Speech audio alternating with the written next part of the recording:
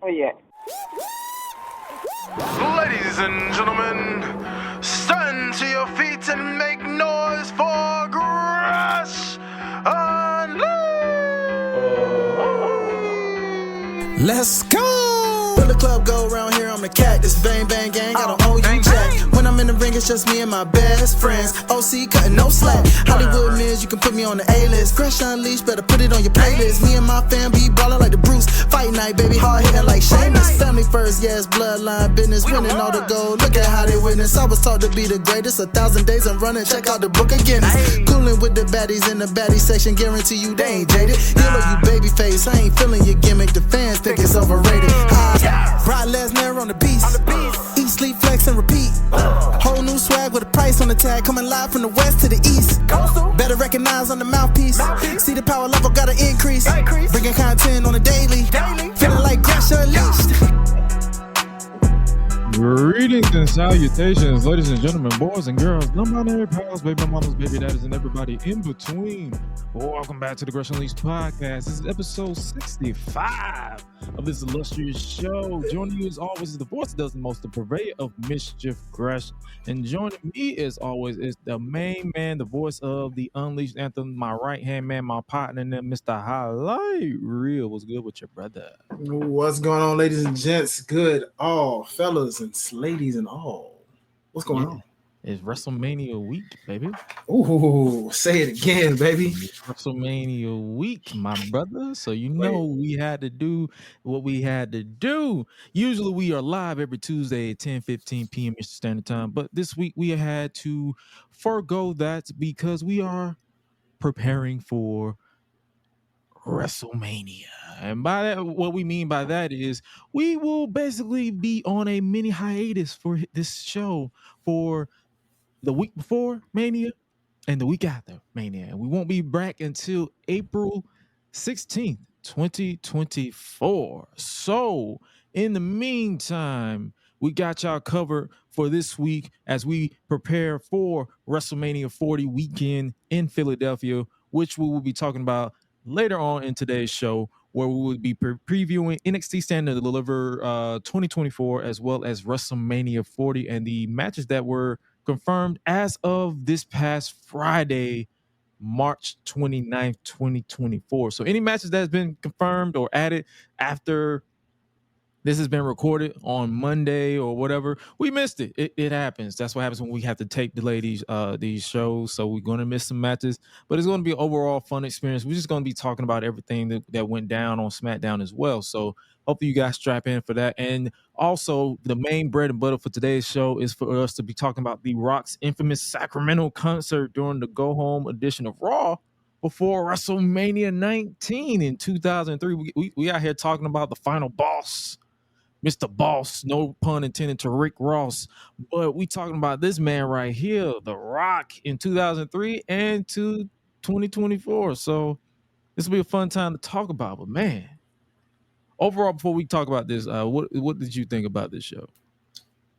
Looking back at it, I've seen this. It's been a minute. I think the last time I saw this was when the network became a thing. That was like what, 2015, 2014? Yeah, I want to say it was about the same for me. I should say for the show as a whole, from start to finish, because infamous Rock moments I watch all the time.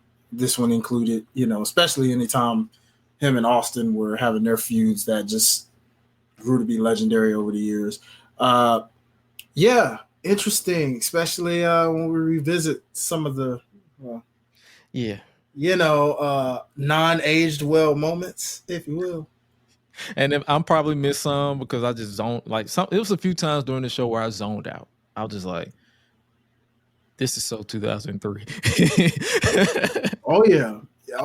It was very 2003, and it's like all I can say was, man, 13-year-old me remembers this oh too well, and that's about it. I don't think I watched this live because keep in mind there was a gap between when I was watching wrestling full time. I've seen clips here and there when I was growing up, but from 2000, I believe 2001 to 2006 is when I just didn't watch. So I didn't watch this live at all. So it's like a lot of Yeah. stuff. I was like, I didn't really process this type of stuff until YouTube really became a thing. So Yeah. like 2008, 2007, when people start uploading clips. So I saw clips of the Rock concert and all that stuff, and I'm like, oh, this is ass. Yeah, this was like my golden era.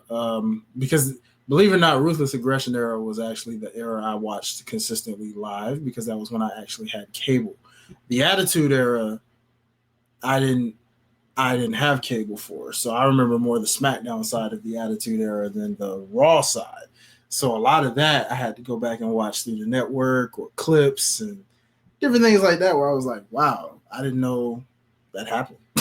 I was like, so yeah, so anything from this era, I'm gonna remember it start to finish mostly. Like, yep, I remember that. Oh, I can't forget that one. Oh wow, that didn't age well. Oh wow, I forgot all about you. So yeah. Let's yeah. Man. But before we get into the retro review for this week, I believe we don't have any information or news as far as what we got going on. Make sure you guys check out the main YouTube channel, youtube.com/@Gresh.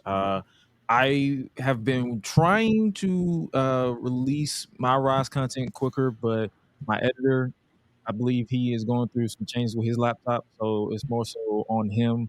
But he's been sending me some stuff, so whenever he sends me the final product, I'll upload it.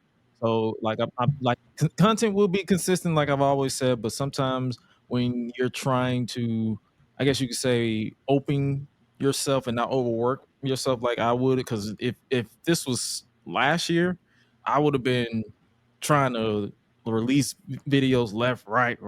But I'm like, I can't do this no more. I can't do this to myself. So I have to shoot it to the editor. But for the ladies my rise, I will likely stream that, and that way we can knock that out and then just go forward with more content. So like I was going to even release a what if before Mania week, but my brain was just not processing everything. So we will be back with the what ifs and the my GM, because me and Highlight we're definitely working to plan on at least a my GM series between the two of us. Just something fun for us, for you guys on the main channel between the Freepedia boys. So you guys can enjoy that. But it's, and I tested it out on YouTube. It's pretty much the same as last year. So but with a few tweaks here and there that they added some stuff to it. Universe mode, they still don't care about that at all. But as far as my GM, that'll be something fun for me and him to do. Like we can always dress up and like do something crazy, like words up, up, down, down, since they, in my opinion, are the catalyst for the concept of how you do my GMs in the modern era as opposed to what we did when we was coming up. Like coming up, we just played through it. I didn't really know what I was playing through when I was playing it in the SmackDown versus Raw series anyway. So Yeah. So, but yeah, this will be fun. Like we will definitely do this because the game just came out, so the game isn't gonna like age out until next year. So we have time to do that. So even if it's during the summer, we're gonna get you guys the content coming. And it's like the what if series. When I do have, since I do have an editor, even with our my GM stuff, I'm gonna send that to the editor so that way I can focus on what I'm focusing on, but while also making sure the content remain consistent. And also shout out to the Patreon, patreon.com/Gresh Digital. We appreciate you guys for your continued support over there. It doesn't, all your funds goes towards these trips and all the gear and everything. Like it's not for my own personal gain. I don't require this. Like that's why I don't even plug it, because it's not really mandatory for me to plug it, because it's just there. Like I think someone had asked me, hey, do you got a Patreon that I can support? I'm like, here you go. I just created for that. You get early access and all the good stuff. So appreciate you guys over there as well. All right, now let's go on back in time. Turn the clock back to 2003, March 24th, 2020. No, not 2020, 2003. The Rock performs a special concert, which is also going to show us Booker T and Goldust versus Ric Flair and Triple H in a tag team match. Okay. So we started off the show. They opened the show with Lillian Garcia singing the national anthem. She always sounded good to me. Like she always sounded great to me. in my opinion. Now they have Samantha Irvin, someone Mhm. I feel they should have seen the national anthem at Mania this year because she's a great vocalist, in my opinion, from the clips that I've seen of her. So it was basically pro USA 2003 with like 2 years shy of 9/11. So Yeah. you already know. Yeah, that was super, super patriotic back then. Yeah, if you weren't from America, you got a little USA chant. USA, USA. Christian got a USA chant. Lance Storm got a USA chant. Who else got a USA chant? I don't know. I'm surprised Kane didn't get a USA chant, but then again, he wasn't from France there. So Yeah, no. Yeah. after the USA chant, we cut to the cold open. I love this cold open. I don't know why. It's like the cold open they got now is generic and elevated music, but it is Def Rebel, so it makes sense. I get the guns, the drums from my generation and take far straight. Good old underground nation, man. Yeah. Man. After we're like, according to this, we're 6 days away from WrestleMania 19, headlined by Booker T and Goldust teaming up to face the World Heavyweight Champion Triple H, bareface Triple H, no beard at all. He's like an alien. Yeah, you know what? I believe he was that Blade movie. That's why he was beardless. Yeah, that doggone Blade movie. Yeah. Oh yeah, that one. Was it Trinity? Yeah, Blade Trinity. Yeah, the worst of the worst. I know. That was so ass. Despite the fact that I liked it, but I know, No, thing is, I liked it, but it was still ass. So, for sure. No, how do you make? It's like, how can you explain that? You can't explain it to nobody. It's bad. It's a good movie to you, but it's still the drizzling Dukes. Oh, for sure. Like, for sure. I mean, you 2003 with those fisheye lenses and those oversaturated colors. And, what was the story? Was it Dracula? Dracula, yeah, man. Oh my gosh. And they had old boy from Prison Break. So if y'all ever watched that Prison Break show, he was the yeah, that was him. Yeah, that was old boy from Prison. He was so bad. You know what? A funny thing about it was, if Batista then was Batista now, that would have probably been Batista instead. I could have seen a situation with that. We got the guy. What's the guy's name who's playing Blade? That's the movie that's never coming out because they're never releasing that. Mashallah Ali, I think it is. Yeah, Ali. Yeah. So hopefully he's good, but it's like, yeah, Blade Trinity. It was horribly good. Yeah, that's how I can explain it. It was horrible, but it was good because it was 2003. 2003, what was I? It was 94, 95, 96, 97, 2001. I was like 10, 11 in 2003. I liked everything in 2003. Me too, brother. I was the same way. It was like 2024. Awesome. Absolutely not. Everything sucks. No, yeah. You look back at it, you're like, wow, I can't believe this is something I thought was awesome. You know what I'm saying? Like, they're still the ones that, like you said, they're good to us, despite the fact that they didn't age well. But that's about it. That is about it. It's like, why is this a thing? Like, why is this still a thing? So it's like it's but I still watch it though for like a bad movie Friday or something. Like, for sure. If I ever go back to streaming on Twitch and doing movie Fridays, I might just do bad movies. Just say, man, I never even realized how bad the edits were in that movie until I was like, oh my god, they were that bad. It was good for the time, but it's like as edits have evolved to 1080p 4K. It's just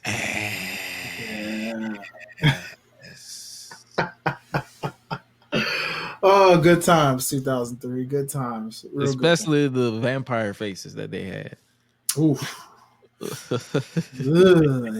Yeah. So we stuck with bareface Triple H throughout this entire show. Of course. Ew.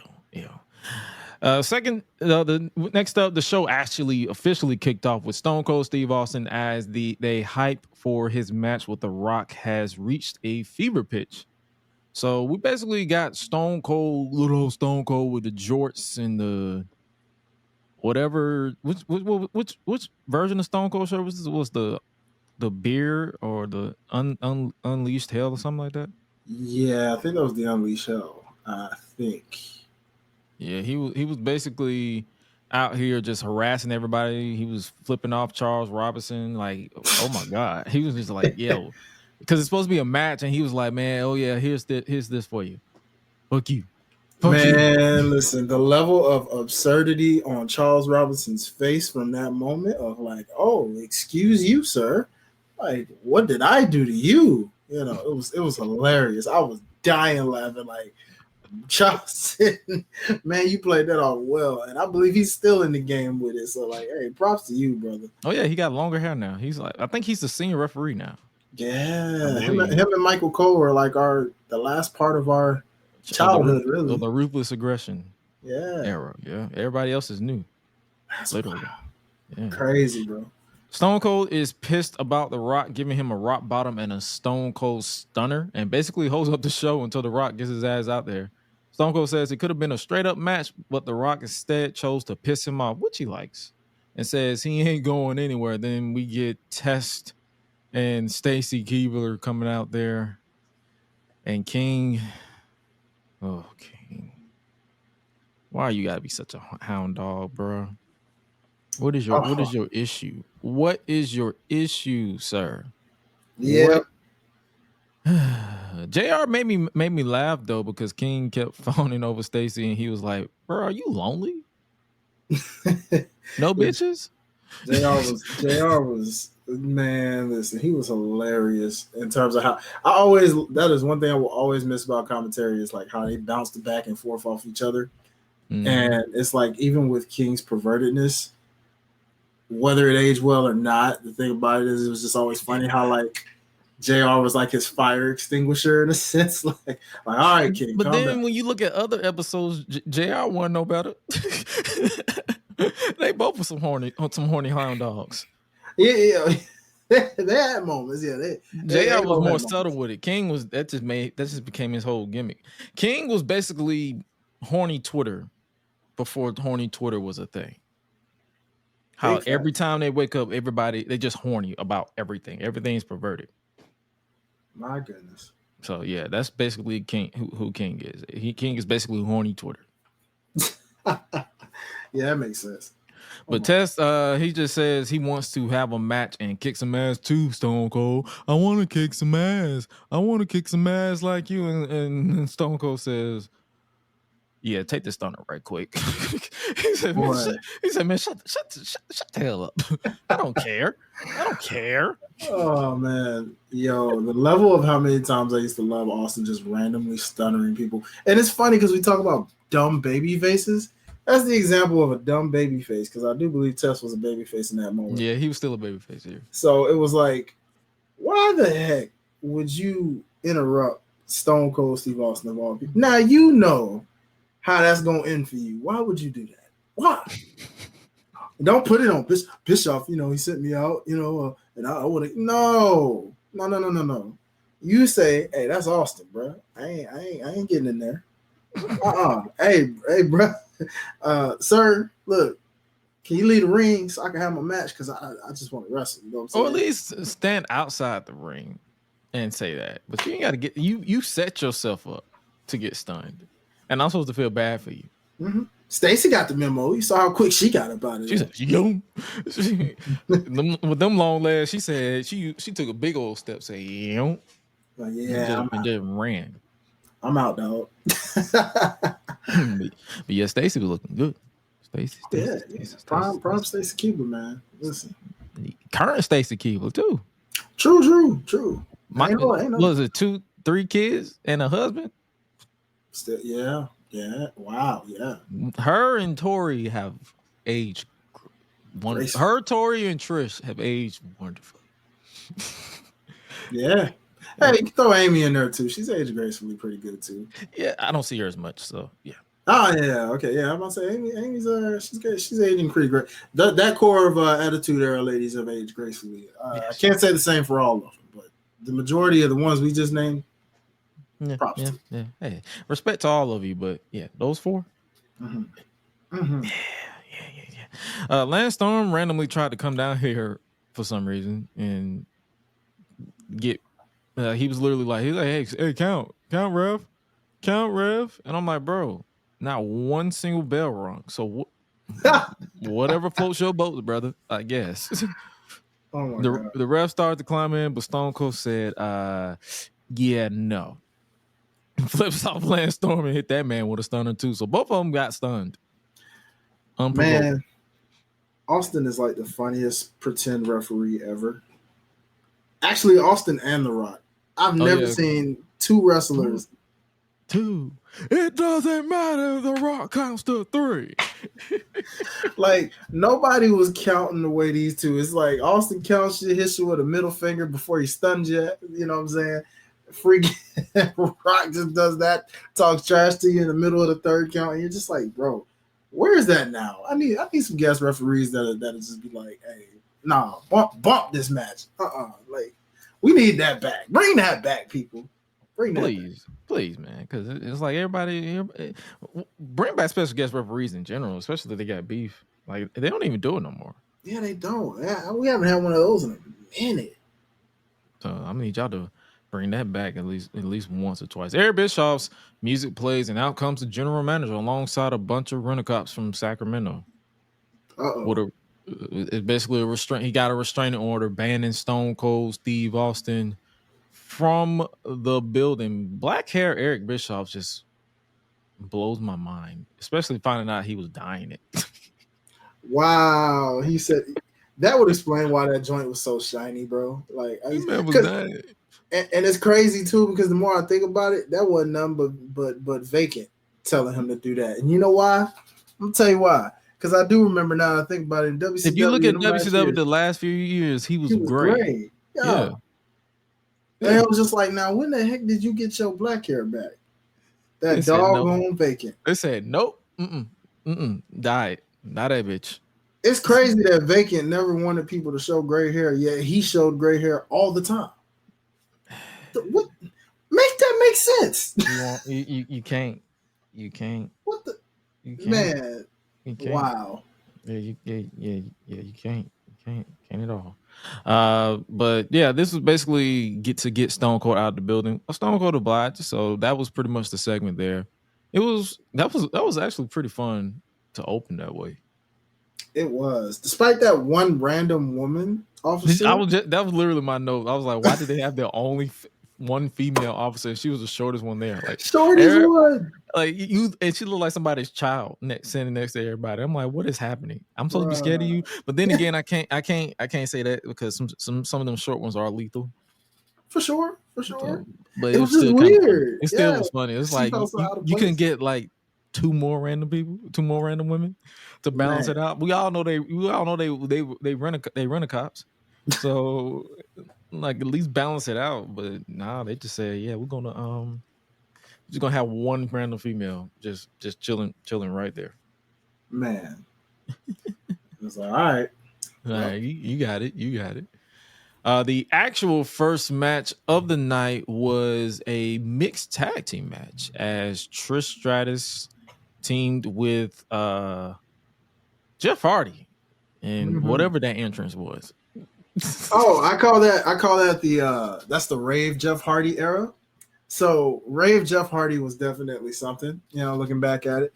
He had all that rave face paint going on, and of course we know that was Substance Jeff Hardy, like a mofo too. That was at his peak. So Rave Jeff Hardy was a whole different. You could tell he just didn't care. He was just vibing. I'm on something. Yeah, I'm high and vibing. I'm high, I'm vibing, and I'm feeling the crowd. And they loved it for the most part. While also it was interesting because he was a mid-Carter-ish, so it wasn't like he would have gotten the push he got in 2009 is the push he would have gotten then if he wasn't so piped up.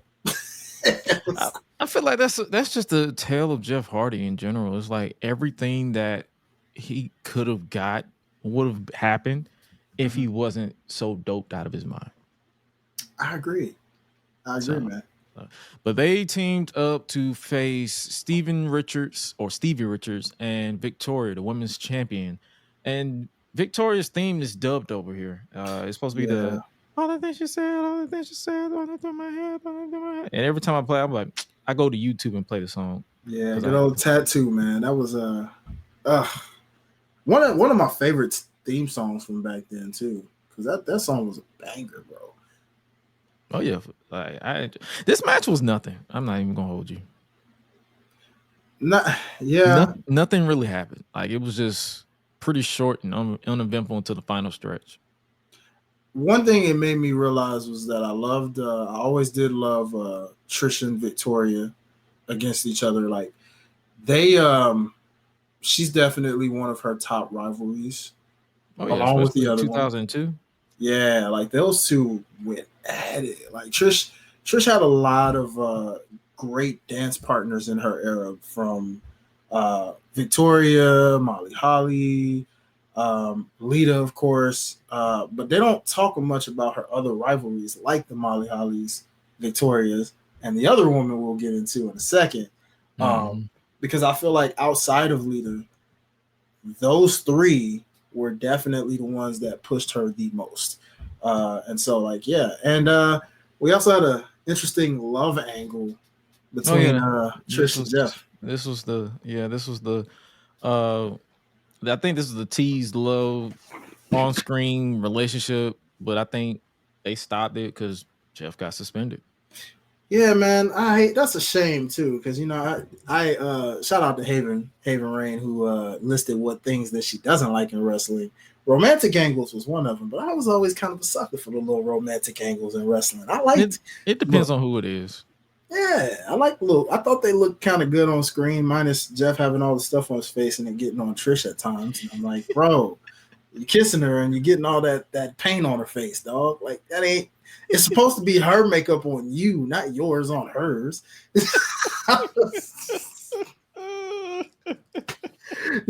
aside from that, it was just like, yeah, man, whenever they gave Trish a love angle, I really rocked with her and Jeff Hardy. I was like, how many love angles did she have? Was it 3, 2? I know she had one with Vacant in 2001. Yeah, it was that. She actually had one with Jeff twice, because they had their angle when Trish was just becoming a babyface and Lita didn't quite trust her. The invasion angle?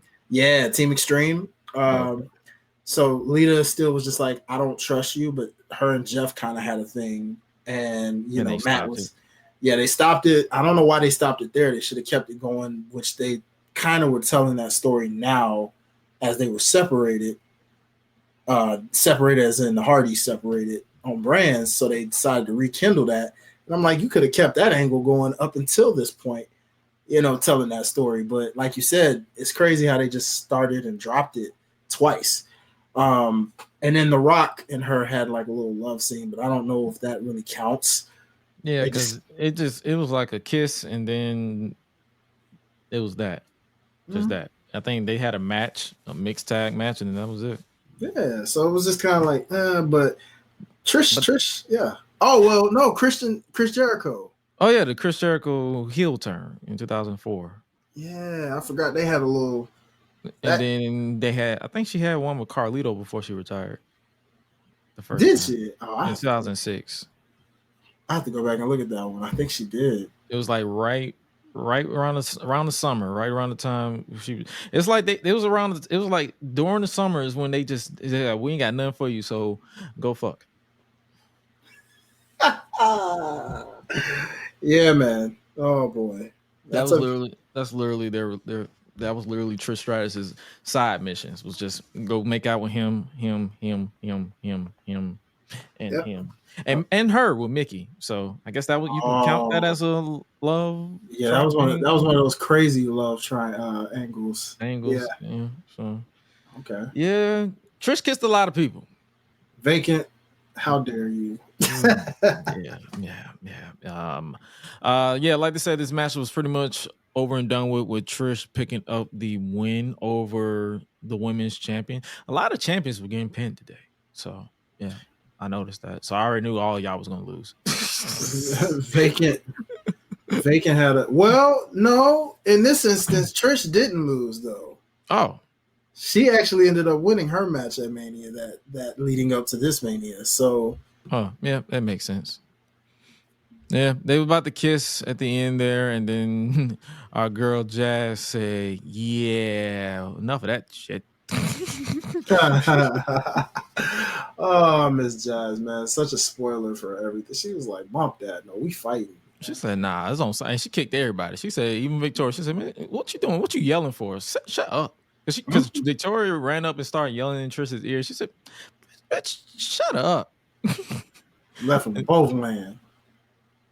And that was the visual that we got, and I was like, and no, this was the visual. I was like, when I saw it, I was like, yeah, you not winning. You definitely not winning, because they just said, yeah, we do not care. You're going to lose. You're gonna look dominant today, but you're gonna lose on Sunday. Fun fact: Jazz has a 1-1 record at WrestleManias. She won. She lost this one. And she won at WrestleMania. She retained her title at WrestleMania 18. Oh, and she never wrestled at Mania again. Yep, because she wasn't at 20, and yeah, we didn't see her anytime after that. So she's 1-1. Yeah, nice, perfect 500. So that's right down the middle. That is crazy. It is, isn't it, bro? That's why I'm just like, what? Dang. But then again, Jazz was just ahead of her time. Like, she was. You can tell that she was the right fit for the business, but the wrong era. Yeah, man, I can only imagine if she would have been around right during that, like, Beth Phoenix, Natalya, Divas era. Mm-hmm. That would have really changed the tone. Even though she was, but they just didn't want to bring her back then. So, because she didn't really technically retire until 2020. What, 2020? Mm-hmm. Yeah. So she was still wrestling. They just didn't want to do nothing with her or her husband. So that's wild, bro. Willie Mack. Let me show him his respect. Willie Mack. Rodney Mack. Willie Mack's on the Indies. Sorry, I'm tired. It's okay. Rodney Mack. It's a Mac. Oh, I love it. I love My it. bad. It's Rodney Mack. Rodney Mack. Let's go with that. I don't know why. Why did I say Willie Mack? Because he's on the Indies, that's Chocolate Thunder. He be doing his thing out there. And I just saw a video of Willie Mack. That's probably why. Okay, yeah, Rodney Mack. It's a Mac. I got the last name right. He did. So there's my bad.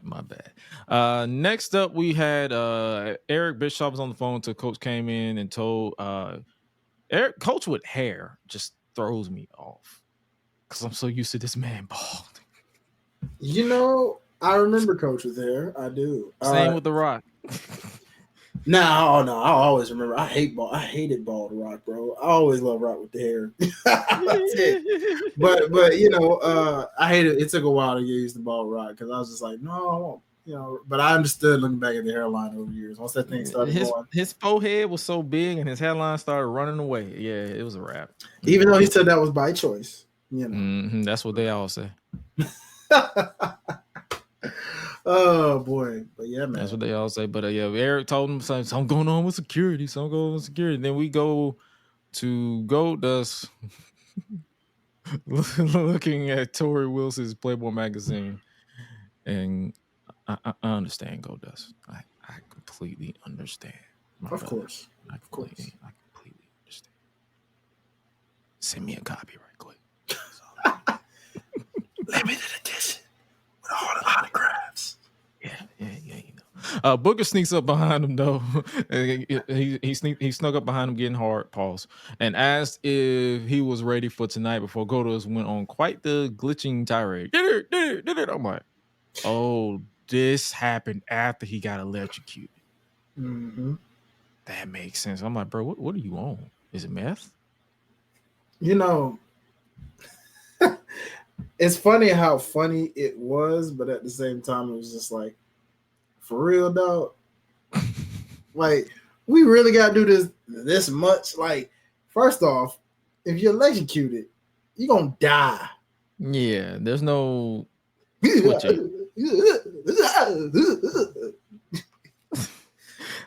I feel like this was a punishment. Josh, Gresham. Like, what? Like, can you imagine somebody talking to you like that, bro? I'm gonna punch him in the face. Gresh, unleash, eat. You know, huh? Eat, like son of a beat, bitch. Oh, okay, what? Ah, man. Oh, God. It's like I loved it as a kid because it would make me crack up, and it still kind of does, but God, is it annoying at the same time. In context, it's stupid as hell because you should be dead. You should not be glitching. You should be dead. You should not be twitching. Suck my dick. No. We're not. You should be dead. Dumb ass.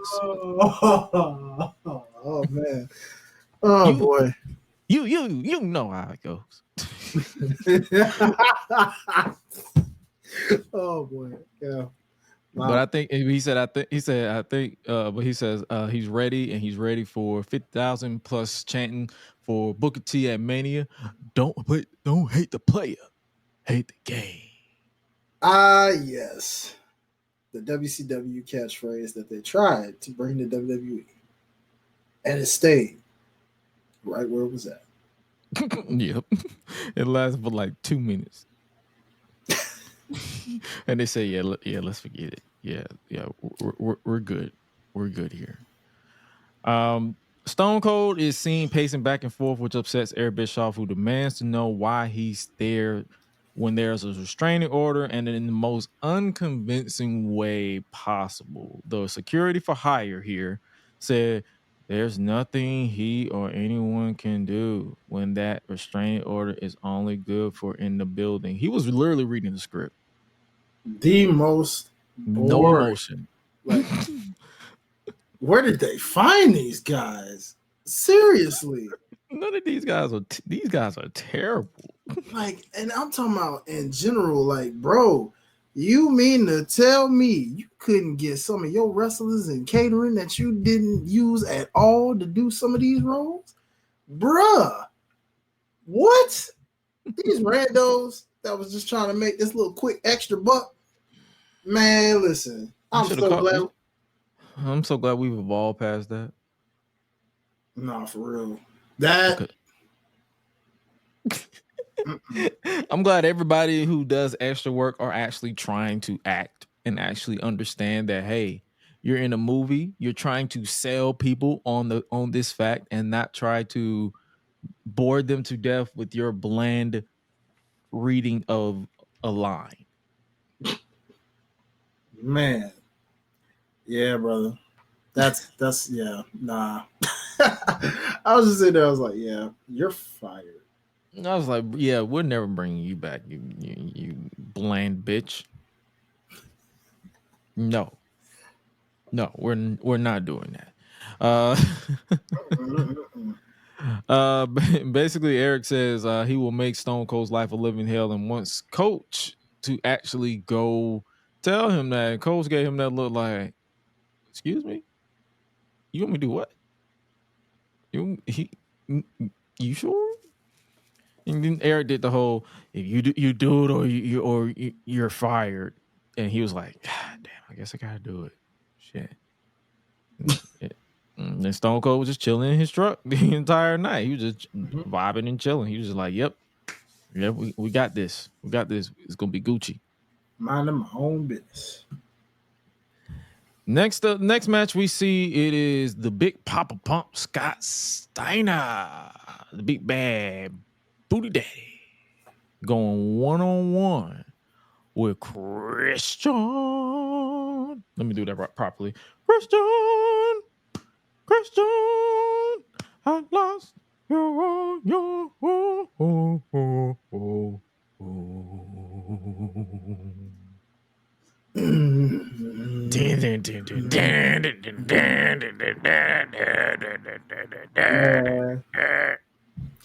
Highly underrated song from Christian. That intro was always just like, dog. telling you about your dead father's Christian Man, with long hair.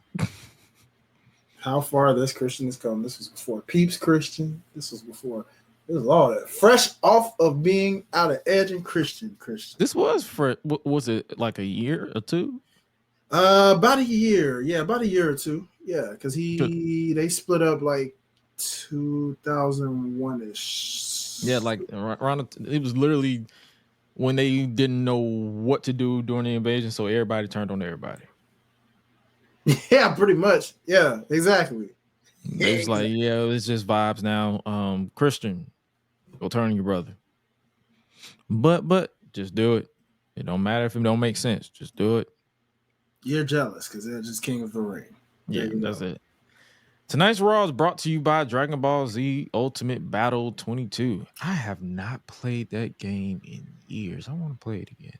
I didn't even remember that game.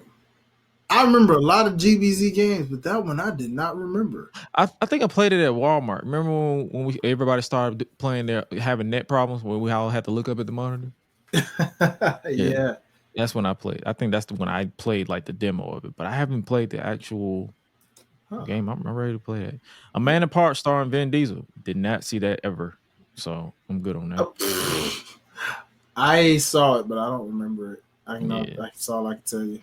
Stack and it's also brought to you by Stacker 2, World's Strongest Fat Burner. That shit don't work. Never did. So glad I never tried it as a kid. Well, I didn't either, but my uncle and aunties tried to use it. They got bigger, so it didn't work. No wonder they didn't last. Oh boy. No wonder Stacker 2 did not last because it did. It did not work. I'm like, it's supposed to help me lose weight. Turn around. Found it. It's right there. Yeah, I'm gonna have to look that up. Whatever happened to them? They get sued. False advertisement. Let's see. Let's go. Let's look on Google. Stacker 2. It's wait a minute. Hold on. Stacker 2 is an energy supplement company developed by. It got the name from stacking, which was what bodybuilders were doing. Okay, so in August 2005, the people who developed it, MVE Pharmaceuticals, was sued by a woman that suffered a hemorrhage stroke. Shit. In 2005, MVE Pharmaceuticals filed for Chapter 11 bankruptcy under the pressure from the lawsuits. So, plural. In 2006, Stacker 2 released a 6-hour power energy shot. In June 2006, MVE Pharmaceuticals sued Joseph R. Ganiscoli because he wasn't doing enough to promote Stacker 2. So the guy was just like, I don't care. I'm not going to. So I'm guessing Joseph, he was on The Sopranos. Okay. He played Vito Safor on the HBO series Sopranos. In 2010, it was the second best-selling energy shot behind 5-Hour Energy. In 2016, it lost a $22 million lawsuit against the plaintiff, 5-Hour Energy, which accused Stacker 2 of infringement on its trademark. So I'm going to assume that Stacker 2 no longer exists. Wait, hold on. Oh no.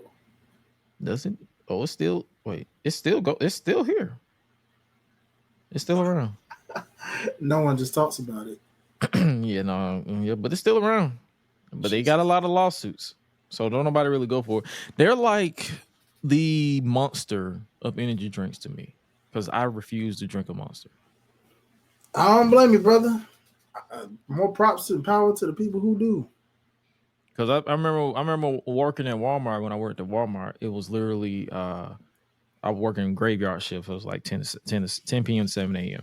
Mm-hmm. And one of the guys who was working there, he was geeked off of Monster. And I'm like, bro, please, for the love of God, blink. Why are you not blinking? Are you okay? Are you breathing? Are you a zombie right now? Is this a zombie apocalypse? Oh, no. Why aren't you blinking? He just looking at me the entire shift. Oh no. How many did this man have? 4.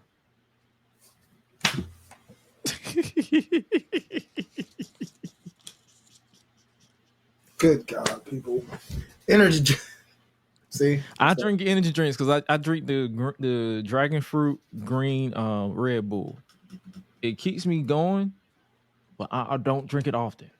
Like I literally have, I think I have a case in my restroom, not my restroom, in my refrigerator, just to keep, just in case. Like if one of my days blend into the other, like if I have a long night and I have to get up extra early, I'm like, ugh, I need an energy drink because I'm about to fall asleep on these foods. That's the only time you catch me drinking it. But you will never catch me drinking it. Like if it's this late, you won't catch me drinking it unless I know for a fact I'm willing to stay up extra early. But since it's the weekend, I gotta get some sleep, so I'm not gonna stay up extra late for nothing. So here's that. Facts. But Scott Steiner versus Christian. The reason why we ain't really talking about this match because the match wasn't really nothing. I don't know what it was, but the longer the match began, the longer it went, the more I understand why people said Scott Steiner was miscast. He should not have been a babyface At all. because he wrestled like an asshole the entire match. Like the crowd didn't know how to respond to his constant, "Who's the man? Huh? Huh? Who's the man? Huh?" I'm like, bro, I guess you. I think why you bullying me to tell you you the man? It's a lot like well, how ironic, given his nephew, if you will, you know, it's the same case. Oh, Braun Breaker, yeah, he wrestles good as a butthole, but when he was a babyface, people was like, "Bro, get this dude off my TV." Crazy. Sometimes people are just born natural heels, and that's okay. Mm-hmm. So, hey, it's all right. The ending of the match came when Steiner connected with an avalanche fall-away slam from the second rope to pick up the win over Christian. I thought it was the Olympic slam for some reason because I've seen Kurt Angle do it a lot, but yeah, they called it the fall-away slam here. So, after the match, Scott Steiner got on the microphone and was like, "This goes all out. This goes to all." Let me do it right. "This goes to all my freaks out there. Big Papa Pump is your hookup. Holla if you hear me." I understand why that entire match.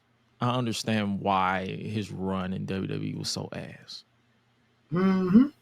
I understand. I agree too. So perfectly because I'm like, this shit sucks. Yeah, you know, as a kid, man, watching this as a kid, I was like, why did he fall so far down the totem pole? Like, how did you go from debuting in a World Heavyweight Championship match that you lost twice? And I'm thinking, like, he's going to be Triple H, surely, right? And this is me because I remember WCW Scott Steiner and how he was booked and pushed and the rivalry him and Booker T had. So I'm thinking, okay, here's a guy that can surely take Triple H over. Looking back at it now, I see exactly why he did not. And then he go into the company injured anyway, so he really couldn't work. So that's why those 2 matches stunk. So those 2 matches you mentioned were booty butt cheeks. In so many ways, yes, sir, they were. Like I tried to watch it twice, both of them, and both of them I literally caught myself reaching for my phone, doing something else, or just falling asleep. Mm-hmm. Yep. That's how bad it was. Dang. Well, you know.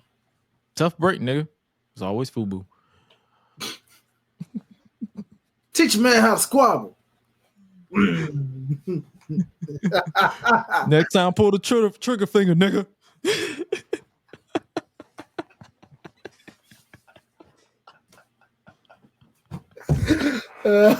Oh man.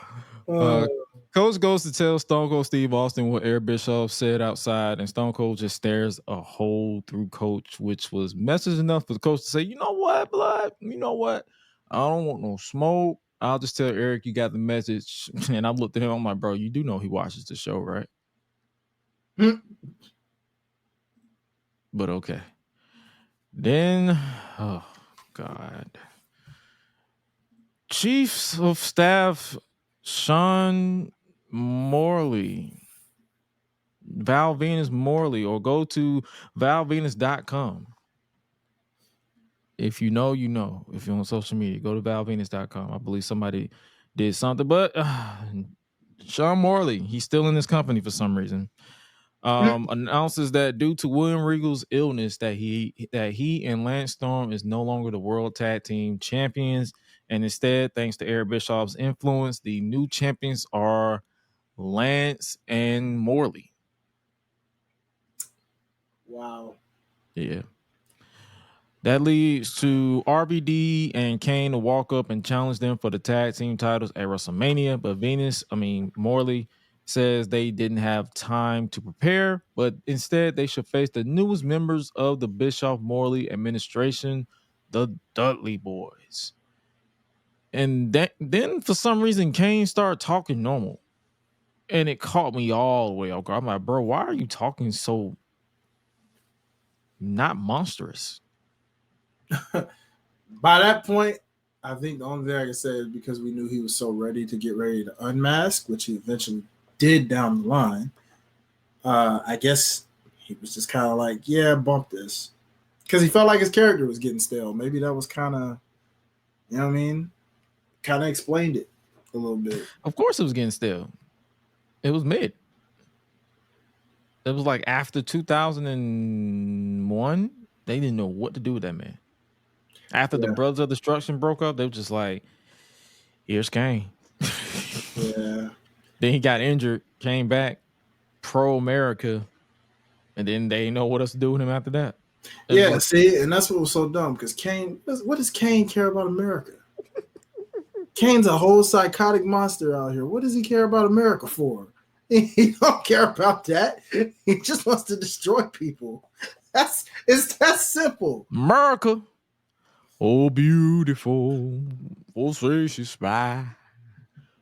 Oh, forever. Yeah. I don't even know the words. Oh, America.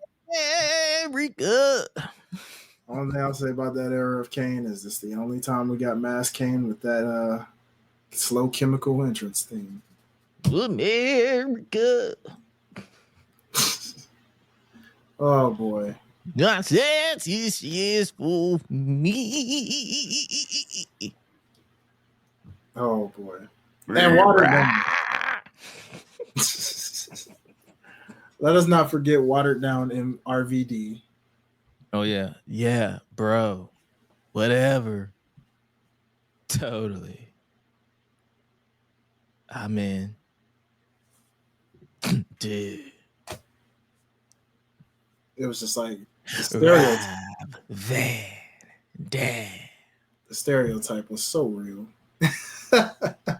Just like, huh. Okay. Totally. Right on. It's like, okay. That's what you think of him. Okay. Cool. After that random ass segment, because that's basically set up the I guess you could say the main event for tonight, because that was the tag team #1 contenders match. We then cut to bareface and long hair Triple H again, and Ric Flair, still looking 95 years old, walking to the ring as they prepare to face Booker T and Goldust in the tag team match. I used to wonder, why did that man wrestle even back then? That man was looking old in 96. We did a review on 96. And I'm like, bro, you look the same as you did in 2008. Mm-hmm. Yeah, you look the same as you did in 2024. You just old. Yeah, not once did I ever think. I was like, how old is this man? I thought that as a kid. How old is this man? Like, bro, you've been old my whole life and yours. I hated Ric Flair growing up. I'm not even gonna lie to you. I hated him because I was just like, who's this old guy wrestling?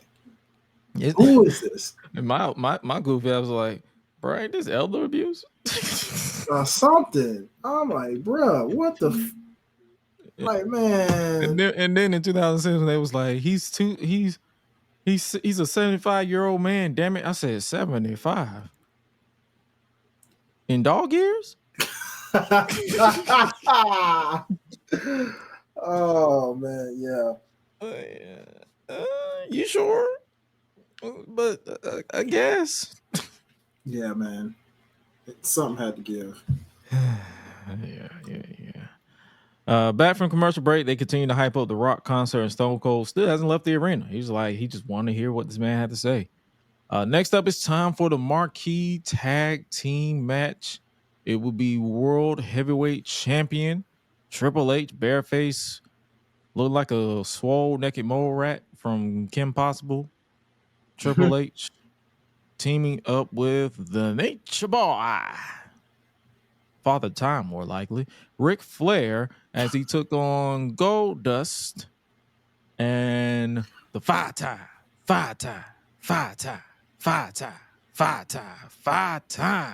WCW champion Booker T. With the pineapple dreads, baby. Yeah, this match, it got some time, and I actually enjoyed it for what it was. I agree, man. This was Booker T at his arguably the most over, depending on how you want to view it. As a babyface, I would say this was him as the most over. Yeah. You know, King Booker, you would argue and say was the most over as a heel, but this was Booker T's most over year. And this was the year I was like, now this is finally the level of the Booker T that I'm looking for. The Booker T from WCW that I need, you know? But yeah.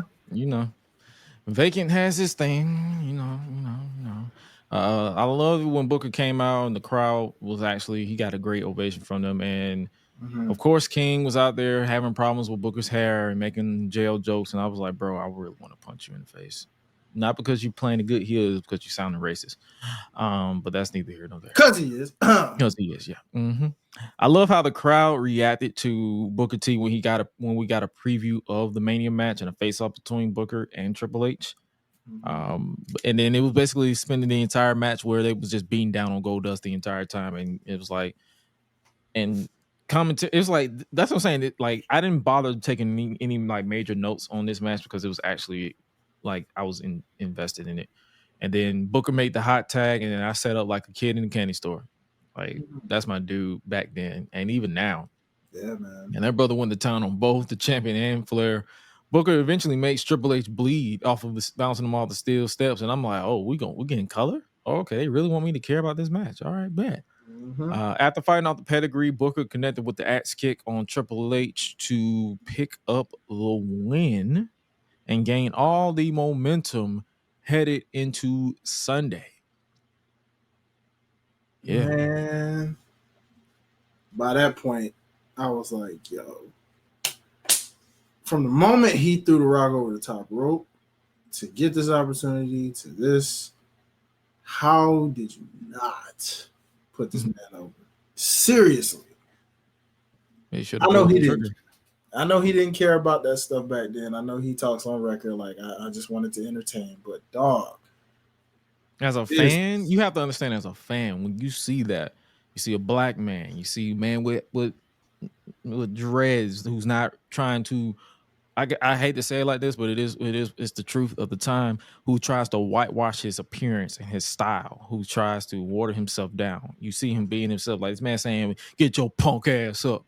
And at every time, like you see somebody who is black and from Texas and Houston, and you be like, yo, this guy is it. And they just say, yeah, we're going to pass on that. And I'm like, you should have scratched the iron while it was hot, my boy. I agree. Because it's like, yeah, he eventually got the world title as King Booker. But it was like that feel good moment at Mania in 2003. I feel like, and it's like, whenever we have this type of conversation, I hate it when people be like, okay, what's he going to do with it? You expect us to say, hey, give Booker a 10-year title reign, or give Booker a Roman Reigns level type or Hulk Hogan level type reign. No, we're saying give him a run with the belt and drop it at like SummerSlam or something. You could do it. Could have did like you did with Goldberg. You ain't had no problem putting the title on him for about a month and a half, or however long that was between the time he won it to the time he lost it. I think he won it at like I think he won it in September and lost in November. So September, October, November. So he had it for like 2 months. Man, no problem. So that's why I was just like, hey, no better time. You can get Booker to win at WrestleMania and then on top of that, if you look at the follow-up, it was literally a 6-man tag at Backlash. And then Booker was back at the Intercontinental in the mid card. Like you literally could have just if you even would have gave Booker the title for a month, you could have did that.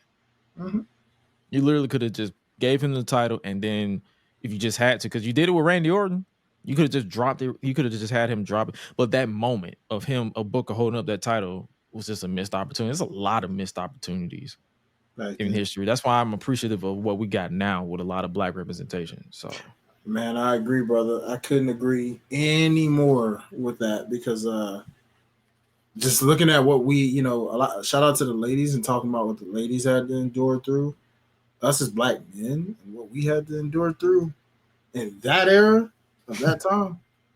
Man, to see what we got now, it's just like, man, thank you. Like that's why you be seeing us celebrate your Bobby Lashley's and your Kofi Kingston and your Big E's and your Xavier Woods. Even no matter if they win, lose, draw, Street Profits, doesn't matter.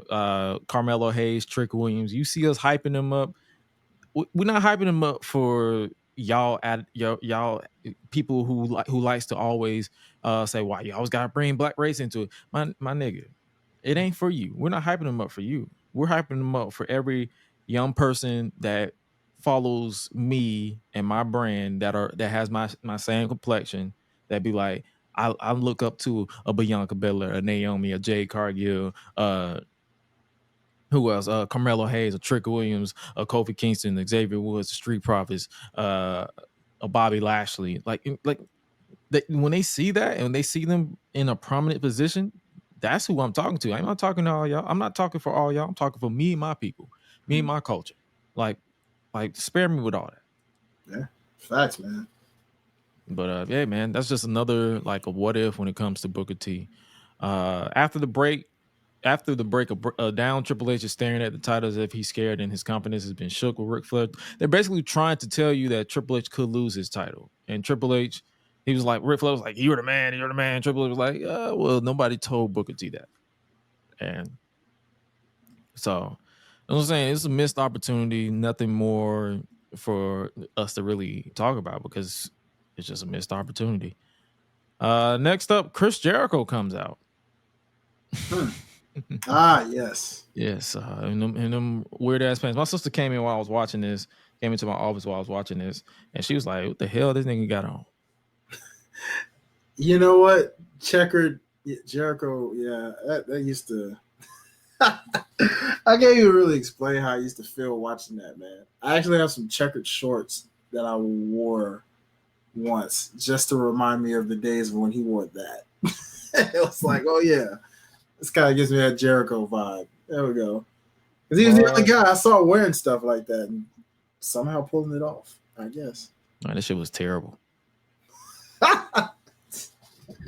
Oh yeah, looking back at it, for sure. That shit was booty butt cheeks, booty butt cheeks, booty butt cheeks, booty butt cheeks, booty butt cheeks.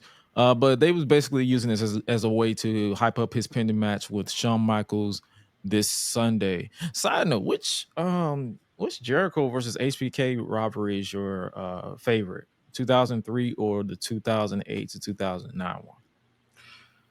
For me personally, I'm going to go with that 2003 one. Mm-hmm. Only because I was a little checked out around that time of when they had that rivalry in 2008, 2009.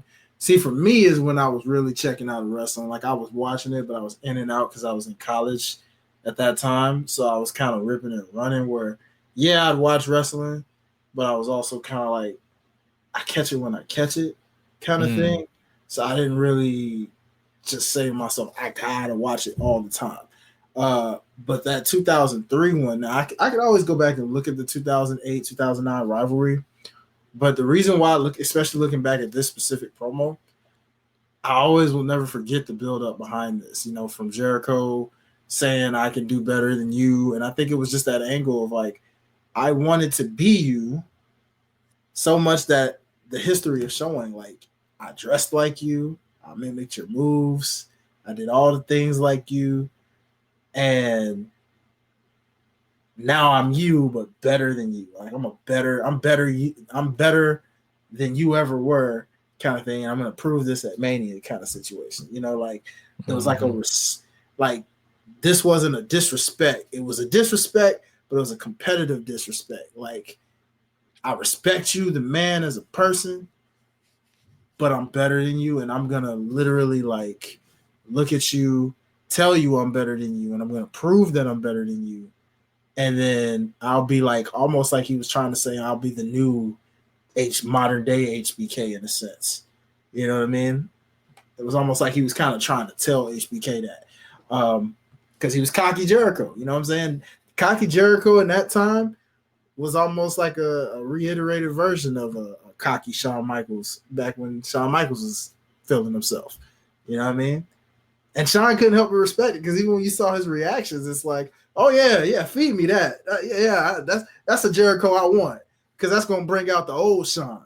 You know what I mean? Because remember now, people forget by this point, this was new Shawn. This was saved Shawn. So, this wasn't asshole Shawn. No, of the 90s. Yeah, this was saved Shawn, y'all. So at the end of the day, imagine, this is saved Shawn.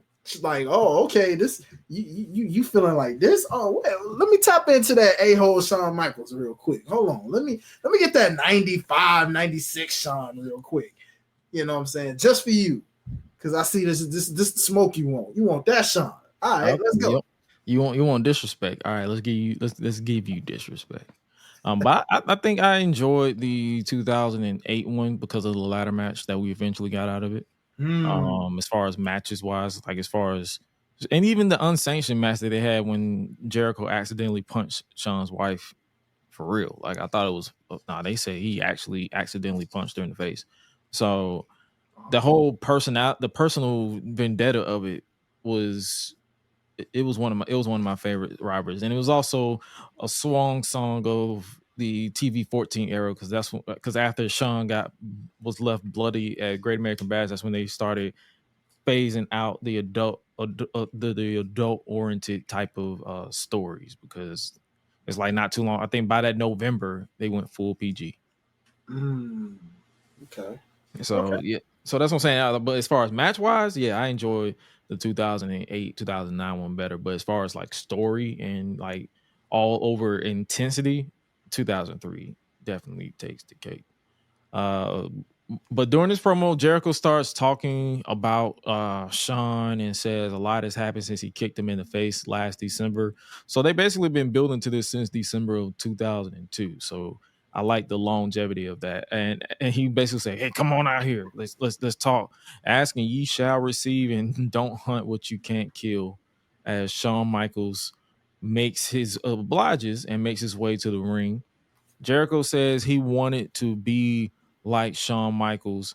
He wanted to be everything that Shawn Michaels. He's like, I wanted to be everything that you were. I wanted to be like you. I wanted to mimic you. They even showed footage, and I'm like, bro, you are such a fan. Mm-hmm. You are such a fan. Such a fan. It was like, I wanted to be the next Shawn Michaels. I wanted to be the next this, that, third. But you know what? I stopped. I grew out of that. I stopped trying to be the next Shawn Michaels and focused on being the first Chris Jericho. Side note, this was basically MJF's whole inspiration when he faced people he looked up to like Jericho and Punk. Like word for word, bar for bar. Yeah, like it's amazing how wrestlers just take from other wrestlers like that, right? You know, because you look back at that story. I thought the same thing when I said, MJF really just picked and plugged what Jericho said. Mm-hmm. Wow. And just flipped it. Wow. Yeah. That's wild. MJF is a fan like everybody else. So. Jericho then demanded that he admit that he's better than Shawn before slapping. He literally just slapped. He just said, "Yeah, enough of this." He just slapped the taste out this man's mouth, and Shawn just laughed. He just like, "Is that all you got? Is that it? I bet." He slapped the shit out of him too. He said, "Man," he said, "Pow, pow." And he had more strength with it. He just said he ain't even budge. His whole palm just went across this man's face. That's that he literally gave him the Batman and Robin slap. He just said, "What?" Like it was, you know how you got the slap where you just slapped them with their fingers. That man gave him a palm slap. Just said, "Bah." Mm-hmm. Matter of fact, that was the Will Smith and Chris Rock slap. That's what that was. You can feel the funk in it. Literally, all that was missing was keep my wife's name out your fucking mouth. Yes. Keep my wife's name out your mouth. Wow. All right.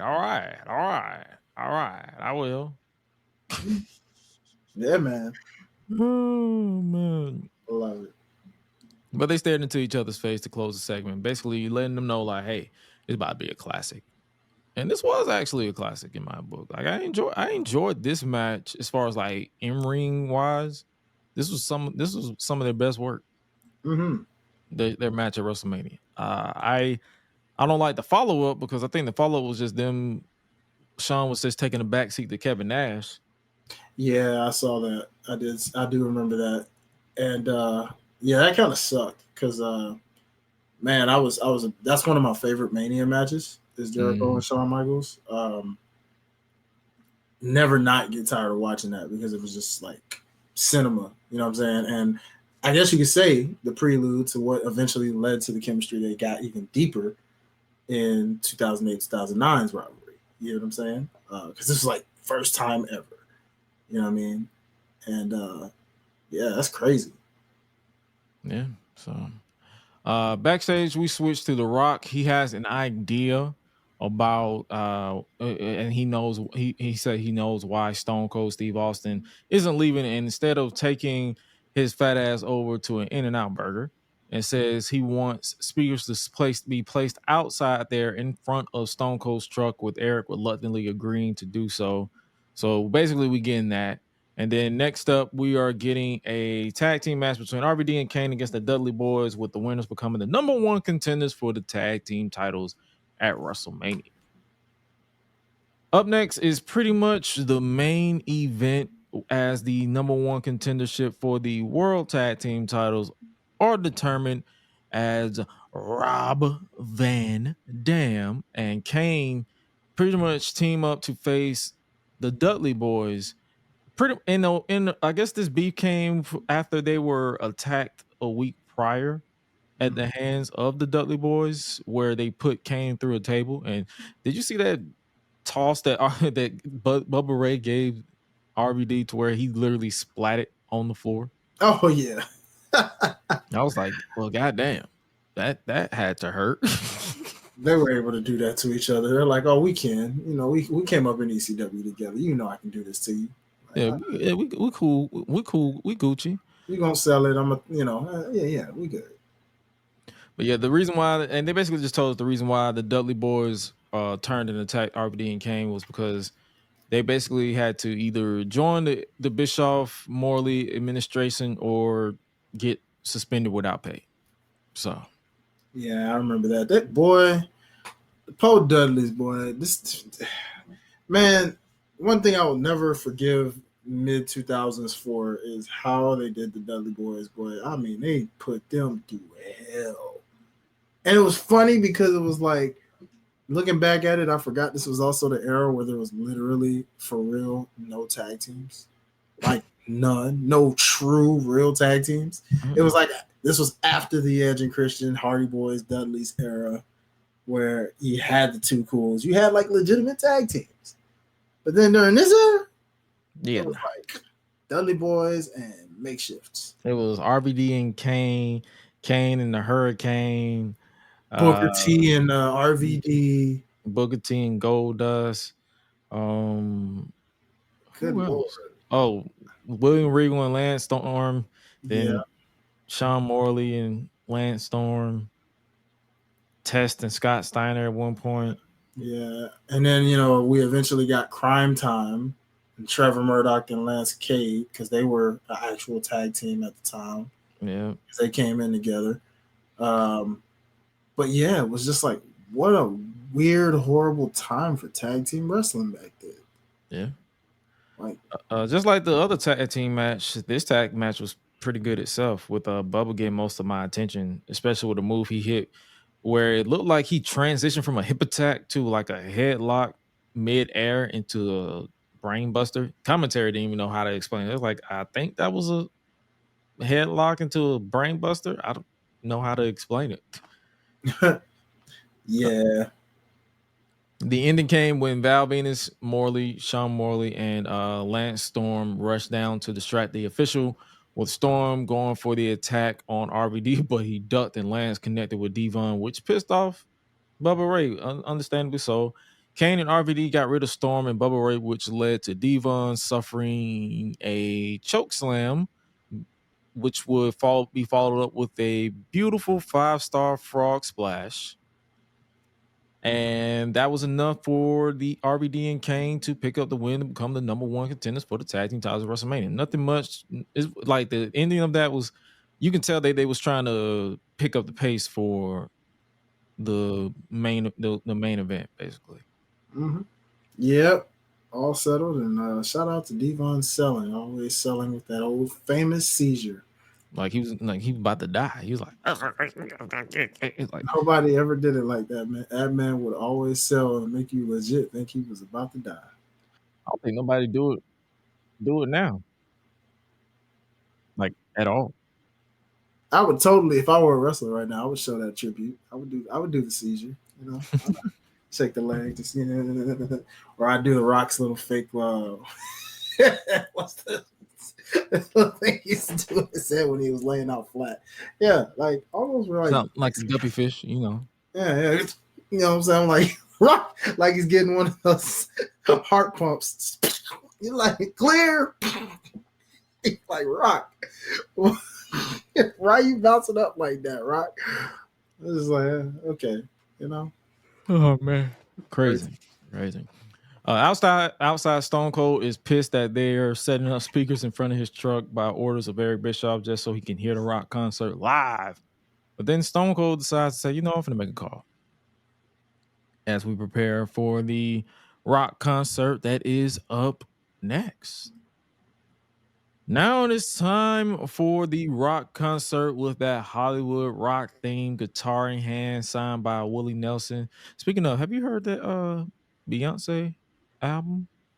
I have not, brother. She has a song on there with Willie Nelson. And I did not know that man was still alive. I could believe that. A lot of people probably didn't know. A lot of those legendary country singers. He's like 90 though, so you can probably understand why.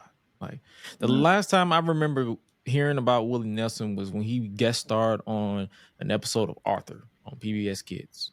Oh, in like 2000, 2001, 2002. My goodness, man. Yeah. So yeah, that's the last time I heard of Willie Nelson. Or put it this way, last time I heard, I bothered searching anything with Willie Nelson because I didn't really listen to country music until I started engineering. So that's a good one. Okay, all right. But yeah, I just thought that was a nice little sidebar because I'm like, when I heard the name Willie Nelson, I'm like, oh. But after The Rock made his, they shortened the entrance this time. It wasn't the long helicopter with the entrance. It was like, yeah, let's get this over with. You got like 20 minutes left on the clock, so let's just cut it short. Dun, dun, dun, dun, dun, dun, dun, dun, dun, dun, dun. It is time for Evening with The Rock. With that bald head creeping through. Well, in that case, technically it was a fade for him back then. Hollywood had the fade. He really go ball till like 2013 when he came back. It was like that top with that big forehead. Like that's yeah. Because remember, Hollywood Rock went shaved, but then he grew the hair back around that game plan time. True, and it was still receding a little bit. Okay.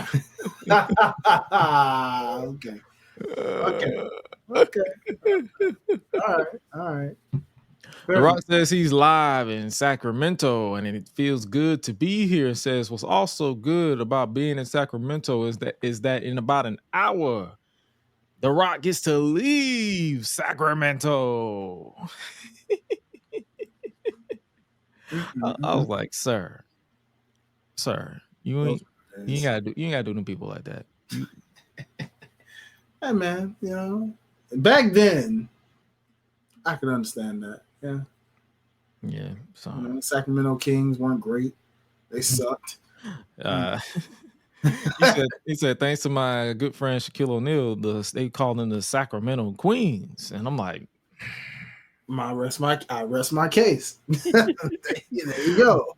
But I was watching the Peacock version, and for some reason they cut out the actual concert. I was like, okay. So I went ahead and searched YouTube for the version in 480p that was uploaded about 13 years ago. So so good, he's so happy. Why? Because The Rock is right here in Sacramento. Oh, Sacramento.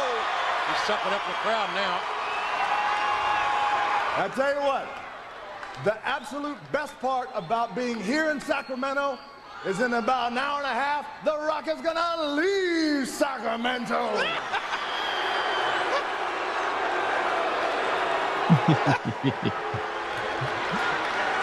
No better song to start off the show with this.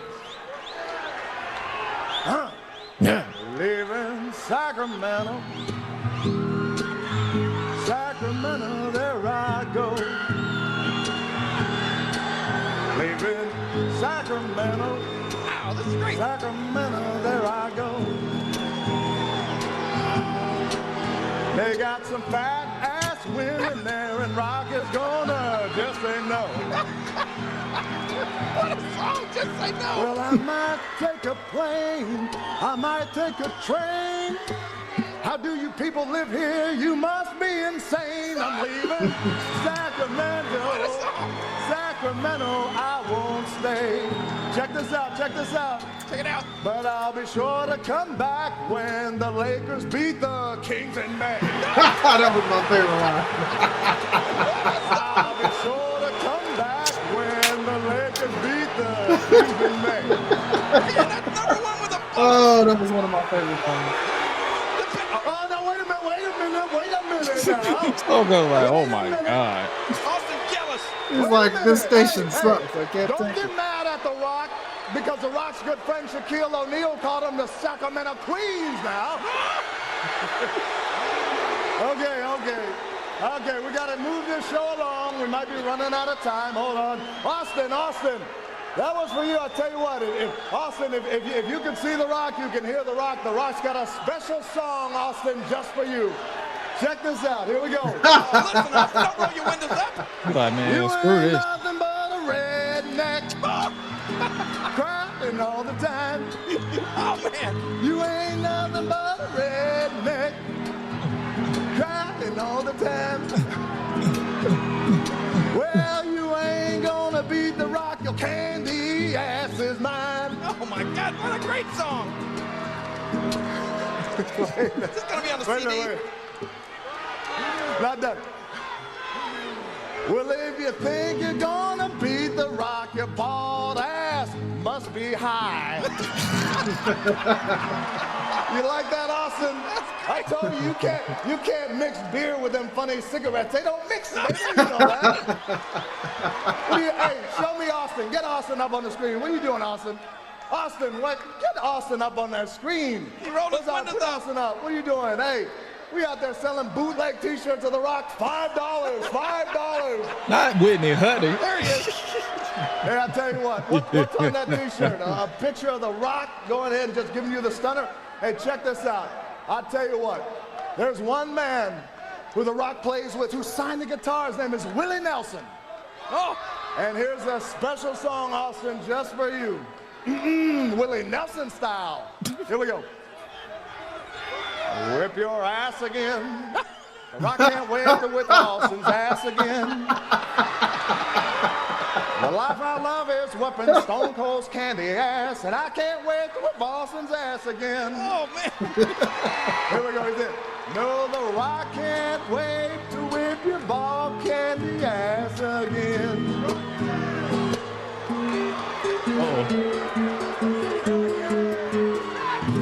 Wow, this is great. Hey, all right. Okay. All right. Give it up for The Rock, ladies and gentlemen. That's what I'm talking about. I ain't gonna lie to you. If that was anybody else, that shit was ass.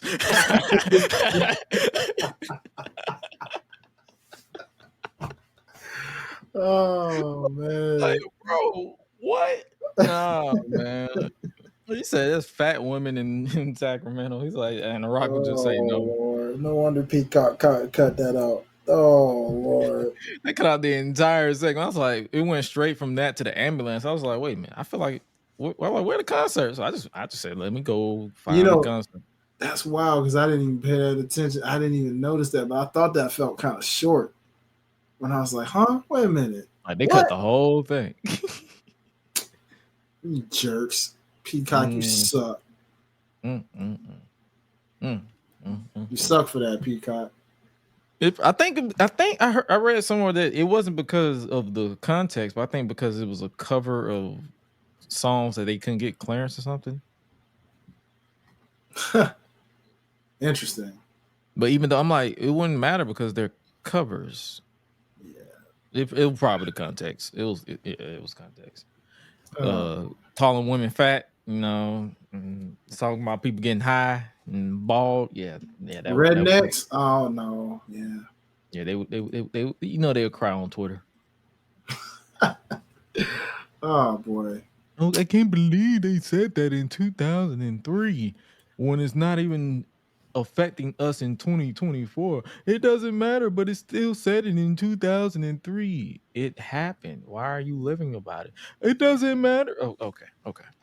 But an ambulance, cancel culture. But an ambulance made its way to the arena, and Stone Cold took that as a chance to follow close by and The Rock into the arena. And The Rock then calls the cops to ringside. He's like, "Don't boo them. They your people. They your people, bro. What you booing them for?" As there's a restraining order on Austin. Austin's truck makes its way to ringside, and it's the Hurricane, aka the Hamburglar. Man, get that Hamburglar ass up out of here. Get his ass up out of here. That's the Hamburglar. Arrest his ass. Get us out of here. Get him out of here. But it was a ruse, obviously, as Austin was hiding in the back, and The Rock goes to continue his concert as he doesn't know what's going on until it was too late. And Austin rushes the ring and goes to town on Rock, who's still mic'd up. By the way, so hilarious. So everything you hear is like, he's getting beat up, and you hear it all in the mic. They did not mute his mic, not once. Not at all. That's what made it more comedy gold, because it's just like he probably was like, no, leave it. Watch this. Knowing The Rock, he's just like, oh no, leave it on. Watch what I'm about to do. Watch me. Watch this. Rock was good for that. He would improvise with anything that he knew would be golden for the people. He would do it. Oh man, I loved it. The ending of the segment basically came down to Stone Cold teasing The Rock. He was like, "Yo, is this your guitar? Come get your guitar." Signed by Willie Nelson. He's like, "Come get your guitar." But obviously that was just BS, and he just stomped the heck out of it. He just said, "Yeah." He just said, "Nah, I'm just gonna break this." And The Rock obviously was mad about it. He was like, "No, that's the guitar. That's my guitar. You'll pay for this. You'll rule today. You'll rule today that you stumped on my guitar." So The Rock's final match with Stone Cold Steve Austin was built around Stone Cold breaking a guitar. In hindsight, it's like, looking back at it, those vacant, man. What can you say? But And yeah, so the final hype, they basically just used this entire segment to hype up the final encounter between Stone Cold Steve Austin and The Rock, and that is how the show goes off the air. Oh wait,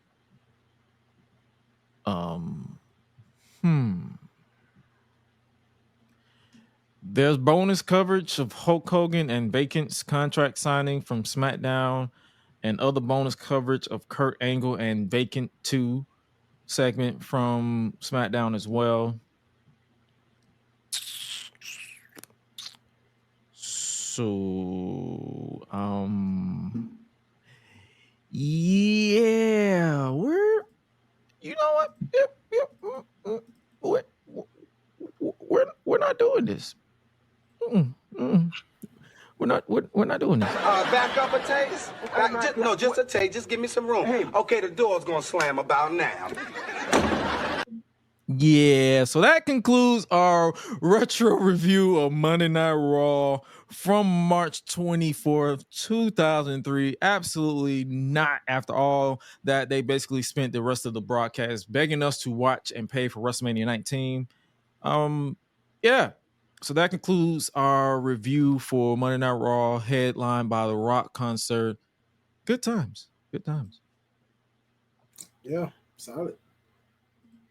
All right, now it's time for us to, before we get up out of here, we got all these gnats, I'm killing them left and right, but hey, it is what it is. It's time for us to basically hype up and look back on the upcoming show that is going down this weekend, WrestleMania weekend, and live in Philadelphia. Which event are you looking forward to the most? Ooh, that's a good point. You know what? I'm just happy that I can. So much shit going on. So. It is, and I'm actually just so happy. Shout out to my WrestleMania, 32, but we're gonna just pretend this is WrestleMania 40 sign behind me, and I'm just gonna do the thing that Seth Rollins even said he always wanted to do. And I'm gonna say, "Hey, Gresh, we're going to WrestleMania." You know? Oh wait, camera point this way. There we go. Yeah, we're going to WrestleMania. That's it. That's my corny moment. For you people. Going to WrestleMania, baby. We're going to WrestleMania. It's all good. But before we get to WrestleMania, let's talk about what happened on SmackDown. Black women. BGM. BBW. Beautiful black women. Y'all thought I was gonna say something else, huh? This is a family show. But man, the main course of this was the debut of Jade Cargill. Glistening. Why do they make her look even better than she looked in AEW? They got more money. And more care. Well, as far as production wise, like they actually didn't just hire anybody off the street. So facts. But this promo, it was a straight to the point promo. She was like, "Yo, this is my show now. It's about damn time." She didn't say that bitch show no more. It's like she's now the Storm. Mm-hmm. So they're embracing that. Any other notes that I got for this? Yeah, just she just drop dead gorgeous. Like she commands attention. And yeah, like she said, it's about damn time. Like it's about damn time that she's in this situation. My only thing is, dog, what is Raw gonna do? Because y'all got all the heavy hitters on SmackDown. Fun fact. I thought it was just you and me who said this. Shout out to those wrestling girls. Shout out to a lot of the people in our wrestling community that I've had a chance to listen to who have agreed and said the same thing you said, brother. Raw, fight back. Please. In those exact words they have said, Raw, fight back. Because literally. Oh, and SmackDown apparently is for the, Jade Cargill, Naomi, Bianca, Street Profits, Bobby Lashley. Oh, and let's not forget Carmelo because he is on SmackDown, by the way, people. in case you forgot. So when he gets, he's automatically on SmackDown. So unless they flip it and have him on Raw, we'll see. Which I doubt. I doubt they would do it. You know they're gonna have him on SmackDown. Raw needs help. Damn. Like, yeah, Raw only has the New Day at this point. They got the New Day because listen, they're not hearing me. Because if Cody wins that title, he's going to SmackDown. Dang. Dang. That's your top babyface. Good Lord. The de facto babyface will be Seth Rollins. Raw, do something now. Especially if you want me to buy your Netflix subscription, because y'all gonna be on Netflix apparently. So do something now. Now. Hit the big red, hit the emergency glass, the big red button, all of that. Send in the troops. Because you need them badly. Badly, man. Come on, man. Like, y'all fight back, nigga. Fight back. Fight back. Good Lord. But your thoughts on Jade Cargill so far before we get to the bread and butter of the hype? Her presentation, all that. Oh, I love it, man. The entrance was top tier, bro. Like, just it really gave a true superhero vibe. And the production, man, it just continues to just the new production, like, just continues and continues to show up and show out. I'm loving the different angles. I'm loving the cuts. I'm loving, you name it, bro. Like, and I'm not as a high production analyst like you are, brother, because I know that's what you do. I do a different type of production in terms of, where I'm at, but like with just the things that I know that you also notice and recognize, that it shows, bro. And I'm loving everything that has to do with Kevin Dunn being gone and away. Thank you for this new level of production from both shows, because this is awesome. Period. Hey man, I'm here for it. I'm here for it. And speaking of being here for it, let's talk about that closing segment. That closing segment. We're gonna go from the appetizer to the main course. Mm-hmm. Let's do it. Man, oh man, oh man. So of course, Bianca Belair defeated Dakota Kai and a solid main event, which was pretty much the main event to me. Because I think that was the close. Yeah, that was the closing shot. So the main event, and obviously Damage Control came out and started attacking and got the one up on Naomi and Bianca. Oh, shout out to Naomi for the Baps reference with the booyah. If you've never seen the movie Baps with Halle Berry and Natalie, go watch it. Trust me, it's a hood classic, if you will. I'm still trying to find it myself. My mom loved Baps. Like, that's one of those movies she just kept putting it on because she loved it. Like, that was one of her favorite movies, and I grew to love it myself because, of course, when your mother plays something, you're gonna learn to love it yourself. Blah blah blah. My mom was the same way. That was her movie, and I remember watching that movie when it was like fresh, and I believe it was out around the same time as Hercules, the animated Hercules. Mm-hmm. And so just imagine being in a black household where you got Baps and Hercules playing at the same time, man. It was golden TV back then. Yeah, it came out in 1997, starring Halle Berry, Martin Landau, who was Mr. Blakemore, Ian Richardson, Natalie Denise Reed, rest in peace, Troy Byer, Bernie Mac, AJ Johnson, Faison Love, LL Cool J was in there as a cameo, Heavy D was in there as a cameo, Dennis Rodman, Leon Robinson, Howard Heward. Like, it was some heavy hitters. It obviously bombed in the box office, but it created a cult-like following, like your Cinderellas and all that type of stuff. So I love that reference from Naomi with Bianca. And I love the fact that they showing unity there. They like, yo, we not beefing.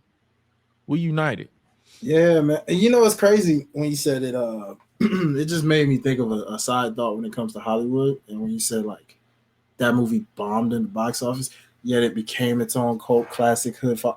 And amazing how not every movie that bombs in the box office still manages to carry over in time. Versus other movies. Yeah, some movies we just rather forget. Yeah. But it's like you always had movies where it's like the box office doesn't always mean anything. You know what I'm saying? Means if it makes money or if there's going to be a sequel. Mm-hmm. And sometimes that's not saying there could always be a sequel. I mean, it probably won't be now because for obvious reasons, but there can always be a sequel if the main actors make enough money and they'll produce it themselves, like Good Burger, for example. The first Good Burger was terrible, but it was also good in what, like we said earlier with Blade. Good Burger Blade was terribly good. It was terrible, but it was good to us. Good Burger was terrible to a lot of people, but it was good to me. I enjoyed it. Good Burger 2 couldn't go without it because it was full of nostalgia and I just didn't care for it. But same thing with Baps. It was probably bad to other people, but it was good to us. Especially in my household where it got played repeatedly. And repeatedly. So man, come on now. But I love that reference with that. But yeah, obviously that Naomi and Bianca getting beat down again was to set up the assist of Jade Cargill. That was awesome. Man, tell me about it, brother. And ironically, I mean, I'm pretty sure everybody could realistically say they saw it coming because it was like, I felt like, I was like, it's very apparent Jade's going to likely be this fourth person because not just because it was given that vibe, but because when you look down the roster, you're like, well, it won't be Tiffany. Why would she want to team up with these two to stop Damage Control? And then it was like, okay, well, who else has beef with them? And I thought about those little seeds of Jade with EO back there backstage when looking at that title. The time when they were like, and she was trying to sign the contract, and we're like, I know we're not doing this right now. You know what I'm saying? Even though that was Tiffany in a sense, but still, it's just like these little nuggets. You kept feeling like, okay, it's coming. It's coming. Now, it was either going to be Bianca and Naomi versus Asuka and Kairi for the titles, or that 6-woman tag. Yep. And I'm like, that's the only option I can see. And truth be told, now, if Dakota Kai wasn't officially cleared the way she was, then we probably would have gotten exactly what you mentioned just there. But given that Dakota was cleared, which is kind of why I was surprised that she actually lost in a clean way this way, because I was like, even though I know it's Bianca, and of course Bianca beats it clean, it's Bianca. Yeah. But, you know, given Damage Control and their antics, especially with them being at ringside, I just thought it would have been like an F finish kind of thing where they just kind of got in there and attacked Bianca, and it just still would have set up what it inevitably set up, right? But nope, she won clean. One clean, and you know, is what it is. You know, I mean, doesn't hurt. And then after all that, we got the final shot, the closing shot. 3 powerful black women standing tall to close a major television network wrestling, mind you, in 2024. And let's not forget the other powerful shot, which I'm sure you have, of them pointing at that very WrestleMania sign. Boom. And that right there, if you are a young black woman seeing that image right there, if that doesn't already tell you to say, Ma, I want to go be a wrestler. And you can actually say that in modern day and it's not a laughing stock. Like you literally can, you got Bianca with Love in WWE where you got parents that have seen this, that are casuals. And if a little black girl saw Love in WWE and then just sees this and it's like, oh, that's it. That does it. I want to be a WWE superstar. Right there. You know what I'm saying? And you got 3 different versions of black women right there, man. And at the end of the day, it was just like our caption. Ain't nobody beating this team. Ain't nobody beating that. You can't. Nobody's beating that. Not one. You can have 3 Tiffany Strattons and you still ain't beating that. Oh no. You not beating that. You're not. And it's like seeing that as from my point of view, like as an uncle, a brother to black women, uncle to black little girls that watch stuff like this, and the fact that they will likely see this type of presentation. The girls aren't into wrestling, the nephews are, but if they see this and they be like, yo, that's cool. Jade looking like a superhero, looking like freaking Storm, Bianca looking like a powerhouse, Naomi being this powerful and glowing, like the importance of that is palpable and game changing. And I would love to sit down and have a conversation with either Reese, Siendo, my sisters, everybody, like anybody who like just I want to get their point of view. And that's why I always go out of my way when this shot happened. I went out of my way to watch everybody's show who were black and did post show for SmackDown, and every last one of them had a similar reaction. Some of them got emotional. Stephanie Hypes, a lot of people got emotional. A lot of people cried because when you think about how we grew up, we didn't see that at all. Everything was it was white. No disrespect to them. No disrespect to your Trish Stratus's, your Stacy Keeblers, your Victorias, but when you see someone like a Jazz or Jacqueline or somebody that is your complexion as a black person in the minority community, that's game changing. And the fact that we got to see three women, 3 powerful women just standing there, no shenanigans, no tomfoolery. They just there like, boom, that's where we're going. We're all 3 of us are going to show up and show out at WrestleMania. Bro, when I say that got me more excited and hyped, more so than the actual Bloodline tag match that we have. Like, even though The Rock and Cody have been selling the heck out of it with their antics, it kind of more so seems kind of like what people have been saying. It's almost like that's more like, really, it feels like I just want to see Cody versus The Rock at this point. The way that build's been is like Seth's a side character, Roman's being a little broad. So the fact that this tag match doesn't come off all that big, it's just big on paper because of the names in it. But yet you look at that shot and you look at these 3, you know Naomi's resume. You know Bianca's resume. We just went on it. We went on the road talking about that weeks ago and her resume. And we know Jade's resume coming out of AEW from the last company she was with. So the 3 of these women together with their single-handed accomplishments together in this type of trio on that level of stage with that level of crowd and that level of production, oh my God, bro. And to see them on the grandest stage of them all, man, after what we just talked about reviewing this show, this throwback show with Booker T's of the world and how he was being looked down on pretty much, what more could you ask for? And just like, wow, this is it. This is why we love wrestling. Yeah. Right here. This is it. But yeah, outside of that, SmackDown was pretty whatever. We got LWO versus Santos and Dom announced. I thought it would have been a faction warfare match. Well, Dragon Lee apparently being he's in LWO. I counted him as LWO because he's now in LWO. So, well, yeah, I mean, it's just unfortunately it's those 2 because we say LWO and I'm like, I mean, I guess they're in there because they'll be at ringside, I guess. No, that's what I'm saying. I'm surprised they didn't do like a faction, like a 5v5. That's what it felt like with that camera angle shot. You know, the way the production was shooting that and the way they were all just kind of like. Unless, because we still got by the time we're recording this, they probably going to make it a 5v5.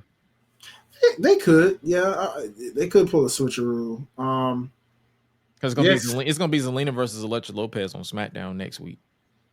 So Will I watch? Probably not. I don't know. We're gonna be in Philly. Well, so yeah, we'll be. Who knows what we're gonna do? That depends on what we do. Yeah, who knows? That's gonna be an interesting night. Wait, isn't that?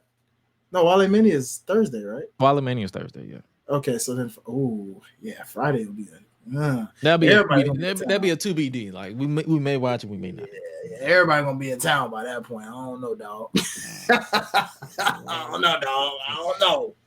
I don't know, man. I don't know. We'll see. We'll see. But yeah, I'm surprised you're doing that. I think what else am I missing? Oh, Bobby Lashley and the Street Profits not going to Mania because of the Final Testament. So there's that. Thanks a lot, Karrion Kross. I am so over that feud.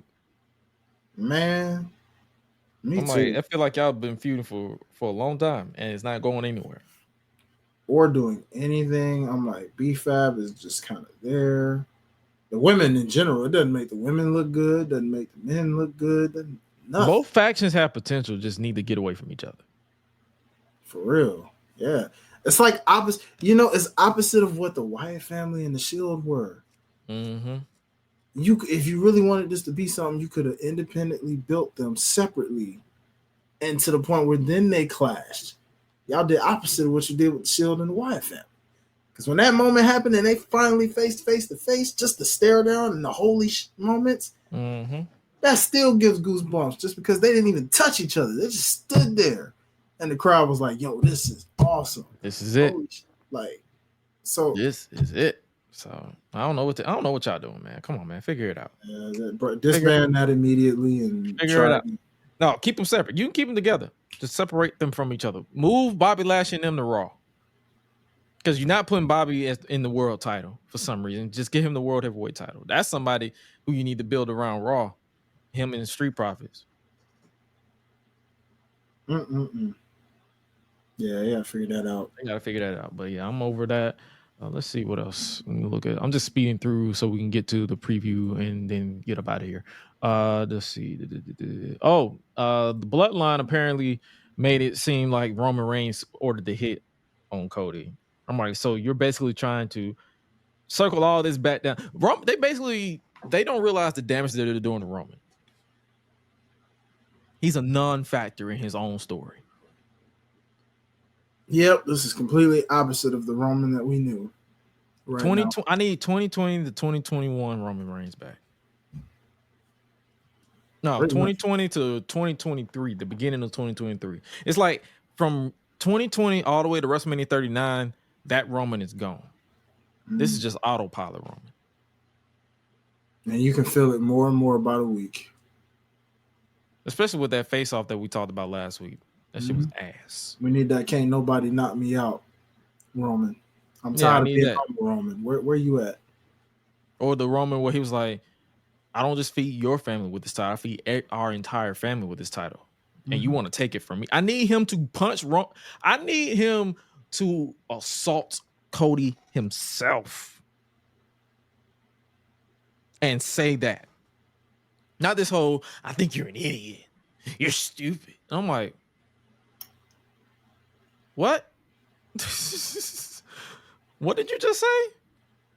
Yeah. You can't handle the response. I'm like, nigga, you're saying he can't handle it when he's the babyface of the entire company. And he's proven on record, you're making yourself look delusional, buddy. And this is coming from a Roman fan. What they're doing right now ain't it. We got to get that over with. 100%. So I'm interested to see what they're gonna do. By the time this comes out, our move will probably change at night during night one after the conclusion of the tag match. We don't know, but as of right now, I'm more interested in Cody and Rock than I am Cody and Roman.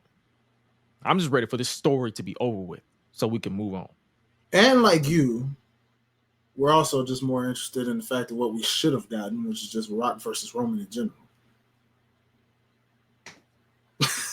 See, you know what I'm saying? Because it's just all of this. Just it's. You see what I mean? You could easily. I don't know. Just yeah. we'll see what happens this weekend. But hey. Speaking of this weekend, we might as well go ahead and talk about Stand and Deliver, which is headlined by the now confirmed main event, which will be Trick Williams versus Carmelo Hayes, two former best friends, now bitter enemies. And the way that they did that prime target last week, it made no sense. It made no other sense but to have this as the main event. Mm-hmm. So, we're going to be in the building and we're going to give our predictions during the show. So we're not going to worry about doing our predictions here, but we're just looking at the show and just pretty much we're so hyped. Like Trick Williams, like I was like right before we started recording this, I was literally watching the history of Carmelo Hayes and Trick Williams on WWE's YouTube, and I'm like, bro, we've been here since day one. 100%, bro. And I can't wait to just see the emotion. This might give I'm thinking this is gonna give. Remember how we just loved Trick and Dragunov? I think this is gonna give that even a run for its money, just because there's deeper emotion with this one, and just how the emotion we're gonna feel.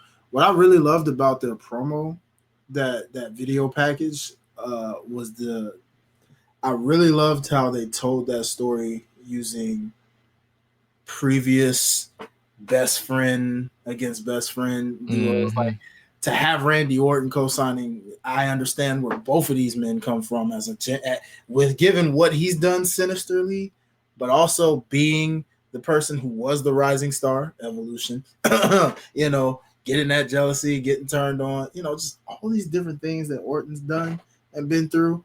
But then to see like Gargano and Ciampa, who basically were the glue of Black and Gold with their feud, it's almost like a passing of the torch for them to talk about a new version of that. You know what I mean? Like, bro, this is gonna be crazy. I can't wait, man. I cannot let's freaking go. Let's freaking go.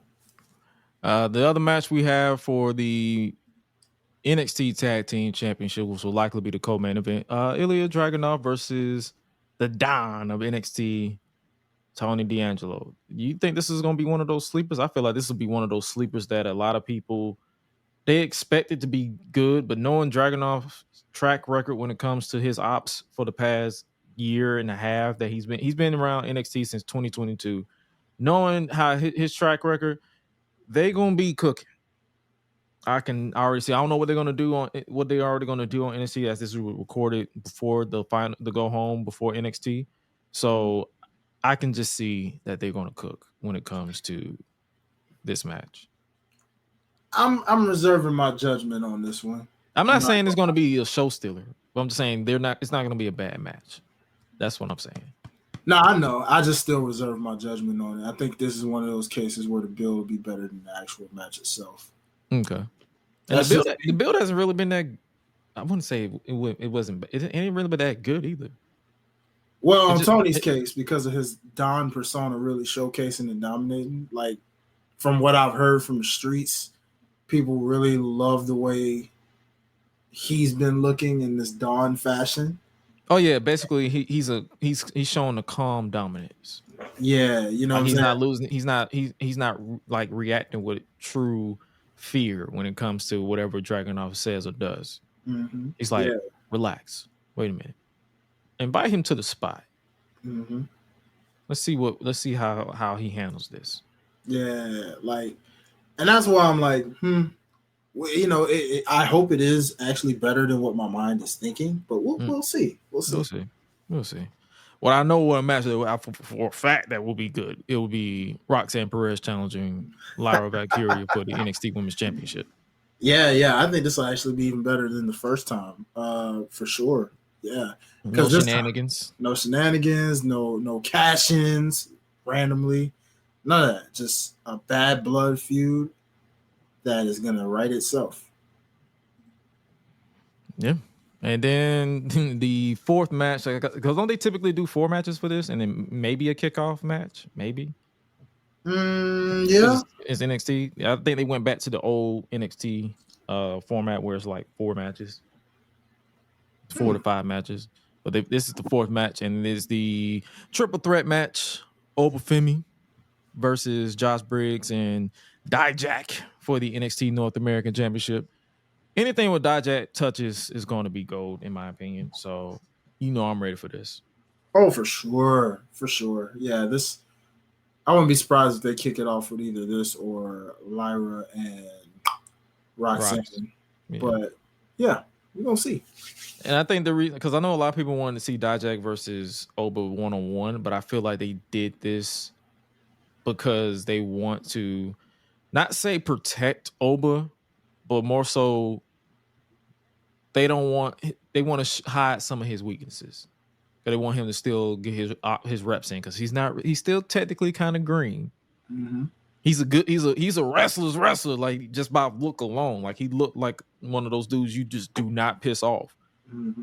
But at the same time, I feel like they're just protecting him a little bit. And I feel like Josh Briggs he's a sleeper for a lot of people. I know you're not really a fan of him, and I understand because it's like I'm not really a fan of him either, but I would not be surprised if he's a sleeper workhorse in this match. Because I feel like one thing about these NXT takeover shows, they are always, I still said takeover, but these NXT shows, these premium live events, they be some hitters when they want to be. Mm-hmm. So I'm down with that.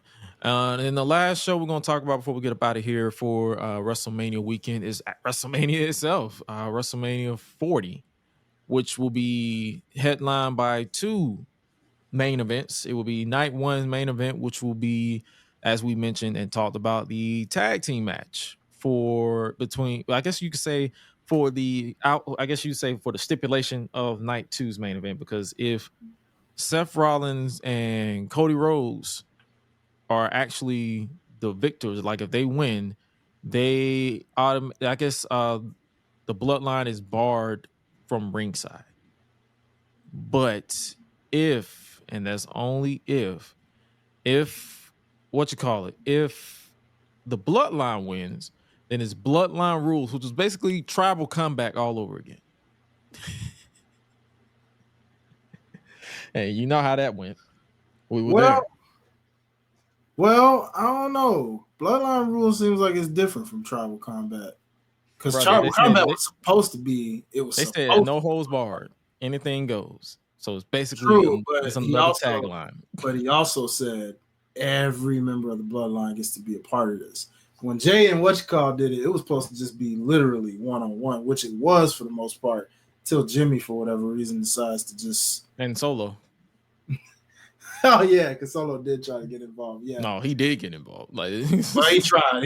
I forgot about him, really, so it wasn't that much.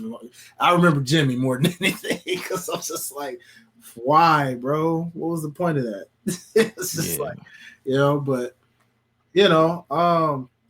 dang.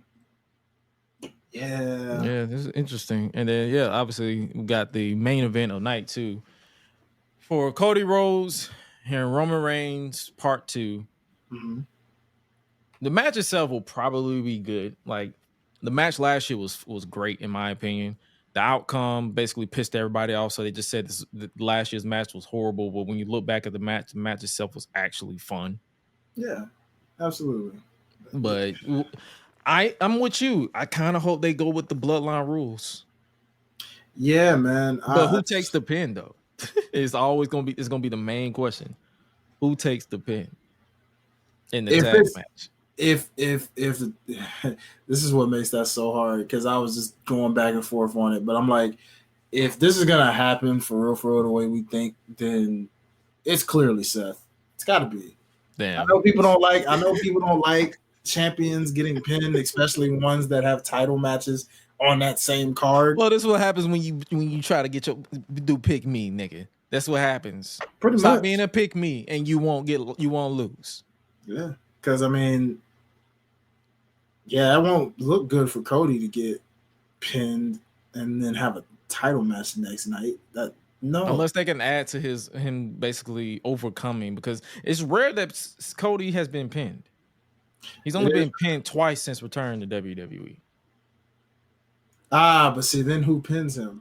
You gonna give it to Rock or Roman? Because it'd be like that could be honestly. They could set it up to where Roman was like, they can kind of tease where Rock is like hesitant, but he gives it to Roman to pin him and be like, "This is what's gonna happen on night 2." After basically destroying him. Or they can have Rock pin Cody and just make him his bitch.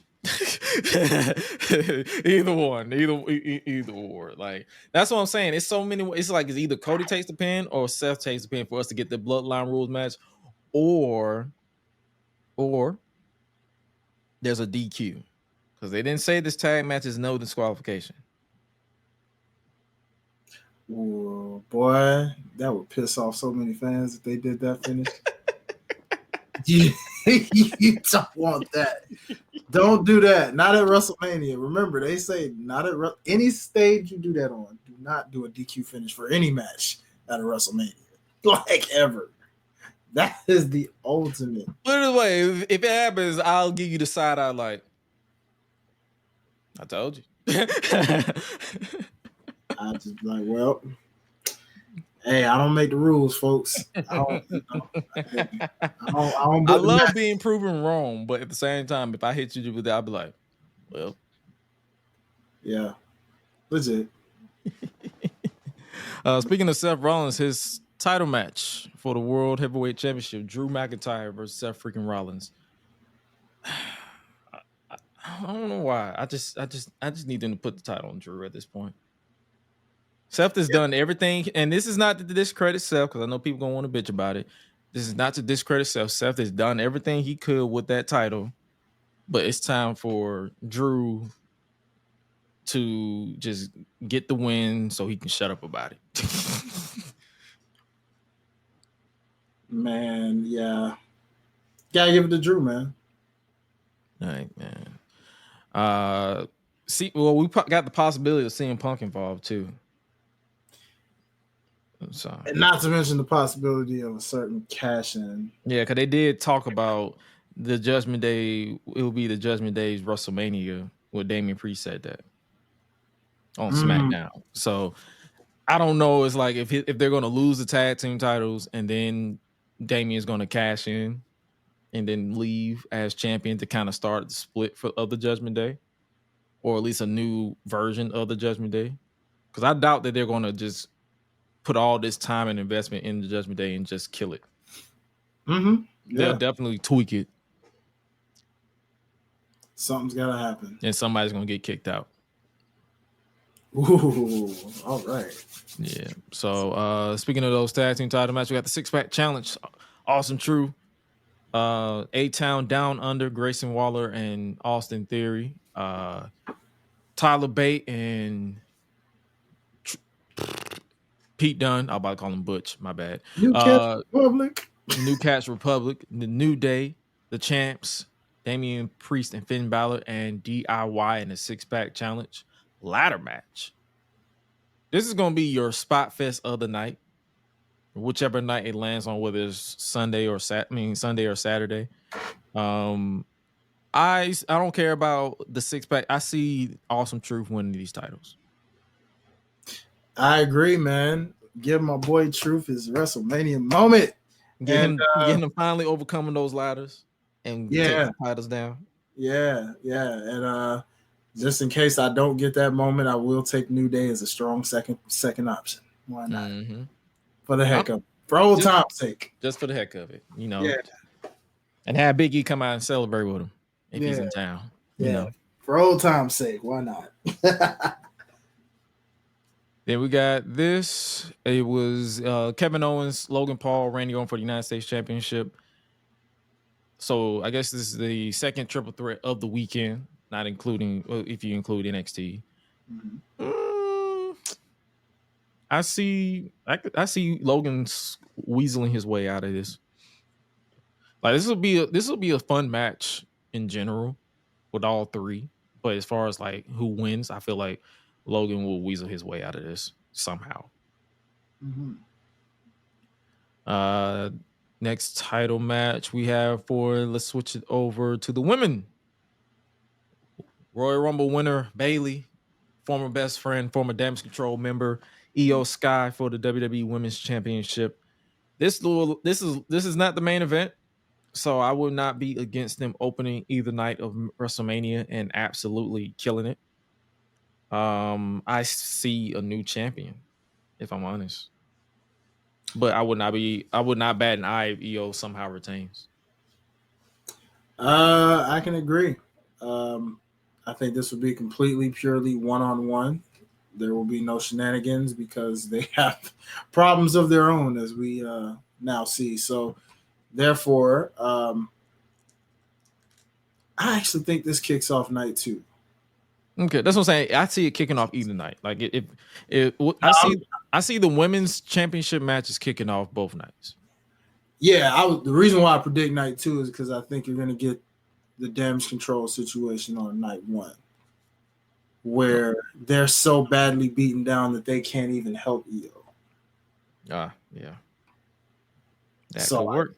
That's kind of my, situation where because they now have problems of their own, it leads to bleeding into the next night where they kick it off and Bayley gets her Mania moment.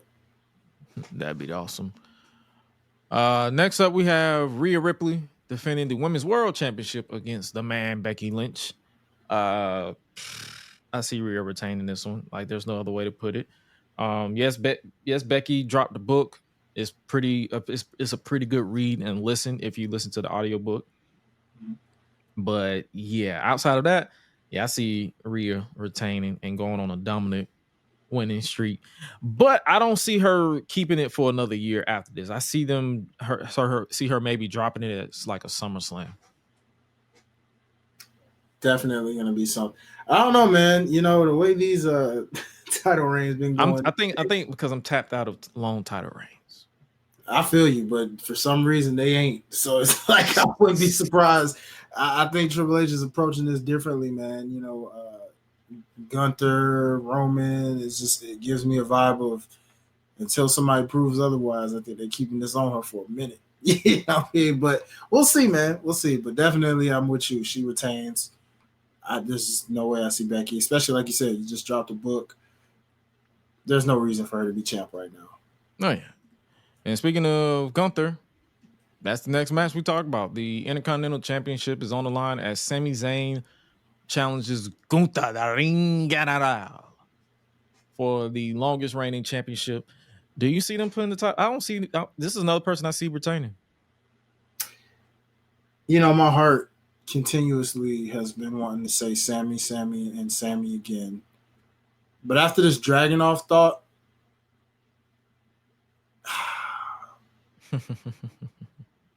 my mind is going to say Gunther, but my heart is going to say Sami. My mind is telling me no, but my body. Oh, sorry. Pause. Pause. It's just that whenever I hear my mind goes to that song. I don't know why. Oh Lord. Oh. I'm sorry, I had to throw that in. But yeah, you were saying? No. I was that's just it. Literally, like, my mind just said strategically, it's just like go with Gunther. Because every time you think he got it, nope, he's retaining. But I wouldn't be mad at Sami because, like I said, it's in my heart. But I'm just gonna on paper pick Gunther right now. But yeah, of course, during the actual show, we'll give our predictions and actually post it on social media so we can actually keep it documented. But yeah, this will be an interesting. It'll be a thrilling match. Nevertheless, speaking of thrilling match, if you are a fan of the Usos, brother versus brother, main event Jay versus the underboss of the bloodline. That's hilarious. I tried to just give him a name. Okay, Yeet versus no Yeet. Yeah, that's pretty much what it's coming to. It's like I tried to give Jimmy an official name, but he's just Jimmy. Crip versus Blood, if you will. Yeah, if you will. Oh God! Wow. Yeah, it's brother versus brother. I think this is the third brother versus brother, right behind Owen versus Brett and Jeff versus Matt. It took place at Mania. Despite the fact they technically just overlooked Kane versus Undertaker. I know, they're not really brothers. Okay, blood brothers, put it that way. Actual legit blood brothers. We ain't talking about in kayfabe. That's why kayfabe. I said In kayfabe, this is the fourth, but in real life, this is the third. There we go. I'm with it.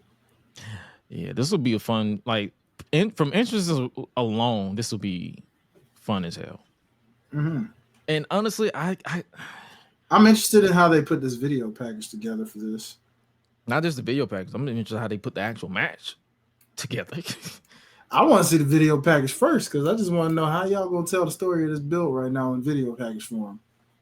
I know they're gonna show, obviously. I mean, I want to see the gap because of how long they've actually stretched this out. So I just want to know, like, between Jimmy's goofiness and Jay just being in side quests, I just really want to know, what is that video package gonna look like? I'm guessing some childhood. You know they're gonna make it. That's one thing about WWE's video packages. They're gonna make it. They're gonna make you feel something. I hope so, man. That's what I want to see. I want to see. There's that. But yeah, this will be a fun match too. Like from a presentation point of view. And then we have LA Knight versus AJ Styles. Okay. All right. You said more than I did. I just said K. Hey man, I feel what everybody's saying. I think they're gonna be a little more surprised at what it delivers, but you know, I'm with it.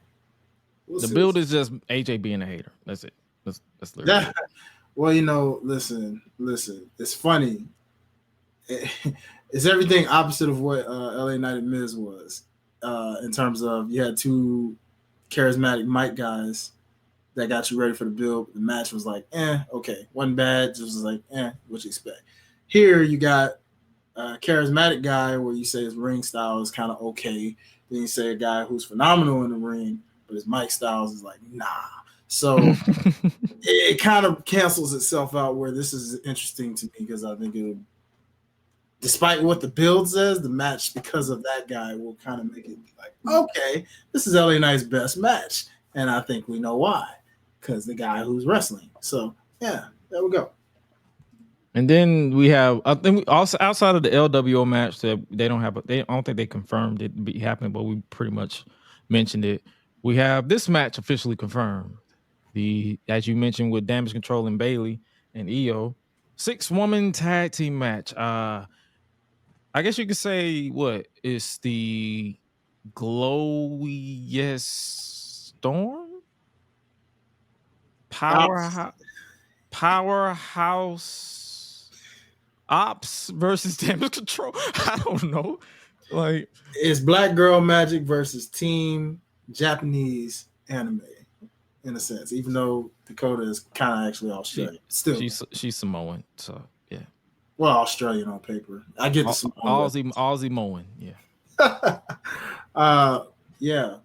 Yeah, something along those lines. Yeah, that works. Well, I think when I saw this picture, I was like, man, a full match with women of color, of all shades and creed and cultures, in one match. Crazy, man. This will be a match that is just like, no matter how you look at it, it will be game changing in my household if I show this to the future. And the entrances for this would be crazy too. They're gonna stupid. Because you know what I'm saying? It's WrestleMania, so you know that's gonna be crazy. 3 black women are gonna have like key WrestleMania entrances, bro. That's gonna be crazy. And Damage Control. Hopefully they go crazy with the Damage Control image. Like, just go full throttle with everything, the presentation. Just go crazy. Mm-hmm. But man, oh man, this WrestleMania feels big. This WrestleMania feels exceptionally big. Mm-hmm. And apparently they're doing the Andre the Giant Battle Royal on SmackDown. I'm not watching that. I just want to know, Triple H, are you going to actually make that mean something for anybody that wins it? That's the only reason I would show any interest, because I just want to know, like, is the person that wins this actually going to benefit from it or no? That's all I want to know. If they actually benefit from it and it becomes a career catapulter or something, you got my interest again. But if not, and it's the same old. And they also put Andrade and Gable in the Battle Royal on SmackDown. Of course they did. Of course they did. That means Chad Gable or Andrade likely win the doggone thing because I can't think of no one else that would win it. Yeah. But hey, hopefully you guys enjoyed today's episode of the Gresh Unleashed podcast. This was fun to record, just to chop it up. We went back in time and even talk about modern day. WrestleMania week is going to be, I feel like it's going to be one for the ages. We're going to be at Wale Mania. We're going to be kicking it. We're going to be vibing. Me and my boy. I tell people this. I told people who's like, yo, Gresh, you going to be at Wale Mania? Bro, I'm going to be where the food and the booze is. I'm not going for no drama. I'm not going for no beef. If you see us, say what's up. I'll say what's up back. I'm not a butthole. Just say what's up. If you got a problem, keep it at the door because I don't care. Enough said. Yeah, but before we get up out of here, where can they find you on social media as always, my brother? For sure. You already know, man. Follow your boy at Hi-Lite Life, HILITE Life. Follow us over at Life's a Botch _OTS. And of course, the platform behind that platform, All Things OTS Media Co. And as always, appreciate y'all, man. Super grateful for y'all. Yes, sir. And make sure you guys follow us on the podcast itself at Gresh Unleashed, Gresh Unleashed Pod on YouTube. We're on the road to 400 subscribers over there. We're on the road to 10K subscribers on the main YouTube channel. Subscribe over there, youtube.com/AddictGresh. And follow yours truly on Twitter, AddictGresh, or Josh Gresham ORG everywhere else, or the Gresham brand on Facebook if you still use that. But I am everywhere. There's the social media. Just search Joshua Gresham or search Gresh, and you'll see my smiling face on there.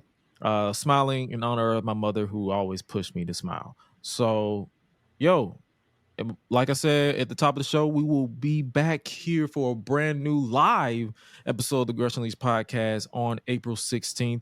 Next week's show will be non-existent. It won't. I don't even think we're going to even do a tape delay. We won't be live at all on next week, but we will be live on the 16th back. We'll likely catch up with whatever's going on. We'll probably upload some stuff on social media, kind of get you guys a recap of our WrestleMania weekend. But as far as an actual show, we'll be back right here on April 16th, 2024. We want to make sure we are normalizing breaks. We don't want to overwork ourselves because we are trying to have long-lasting lives, and we don't want to stress ourselves to an early grave. So, with that being said, you guys stay safe out here in wherever you are, and whether you're in Philly with us or whether you're in Philly in general, just make sure you stay safe wherever you are, whether you're consuming your wrestling, wherever you're consuming WrestleMania this year. Just have safe, have fun, and just remember at the end of the day, it's wrestling. Don't stress yourself out. Just have fun. Because at the end of the day, you're just a fan like the rest of us. Okay. And with that being said, you guys stay safe out here in these streets. And remember to always eat, sleep, flex, and repeat. We out. Y'all be breezy. Eat.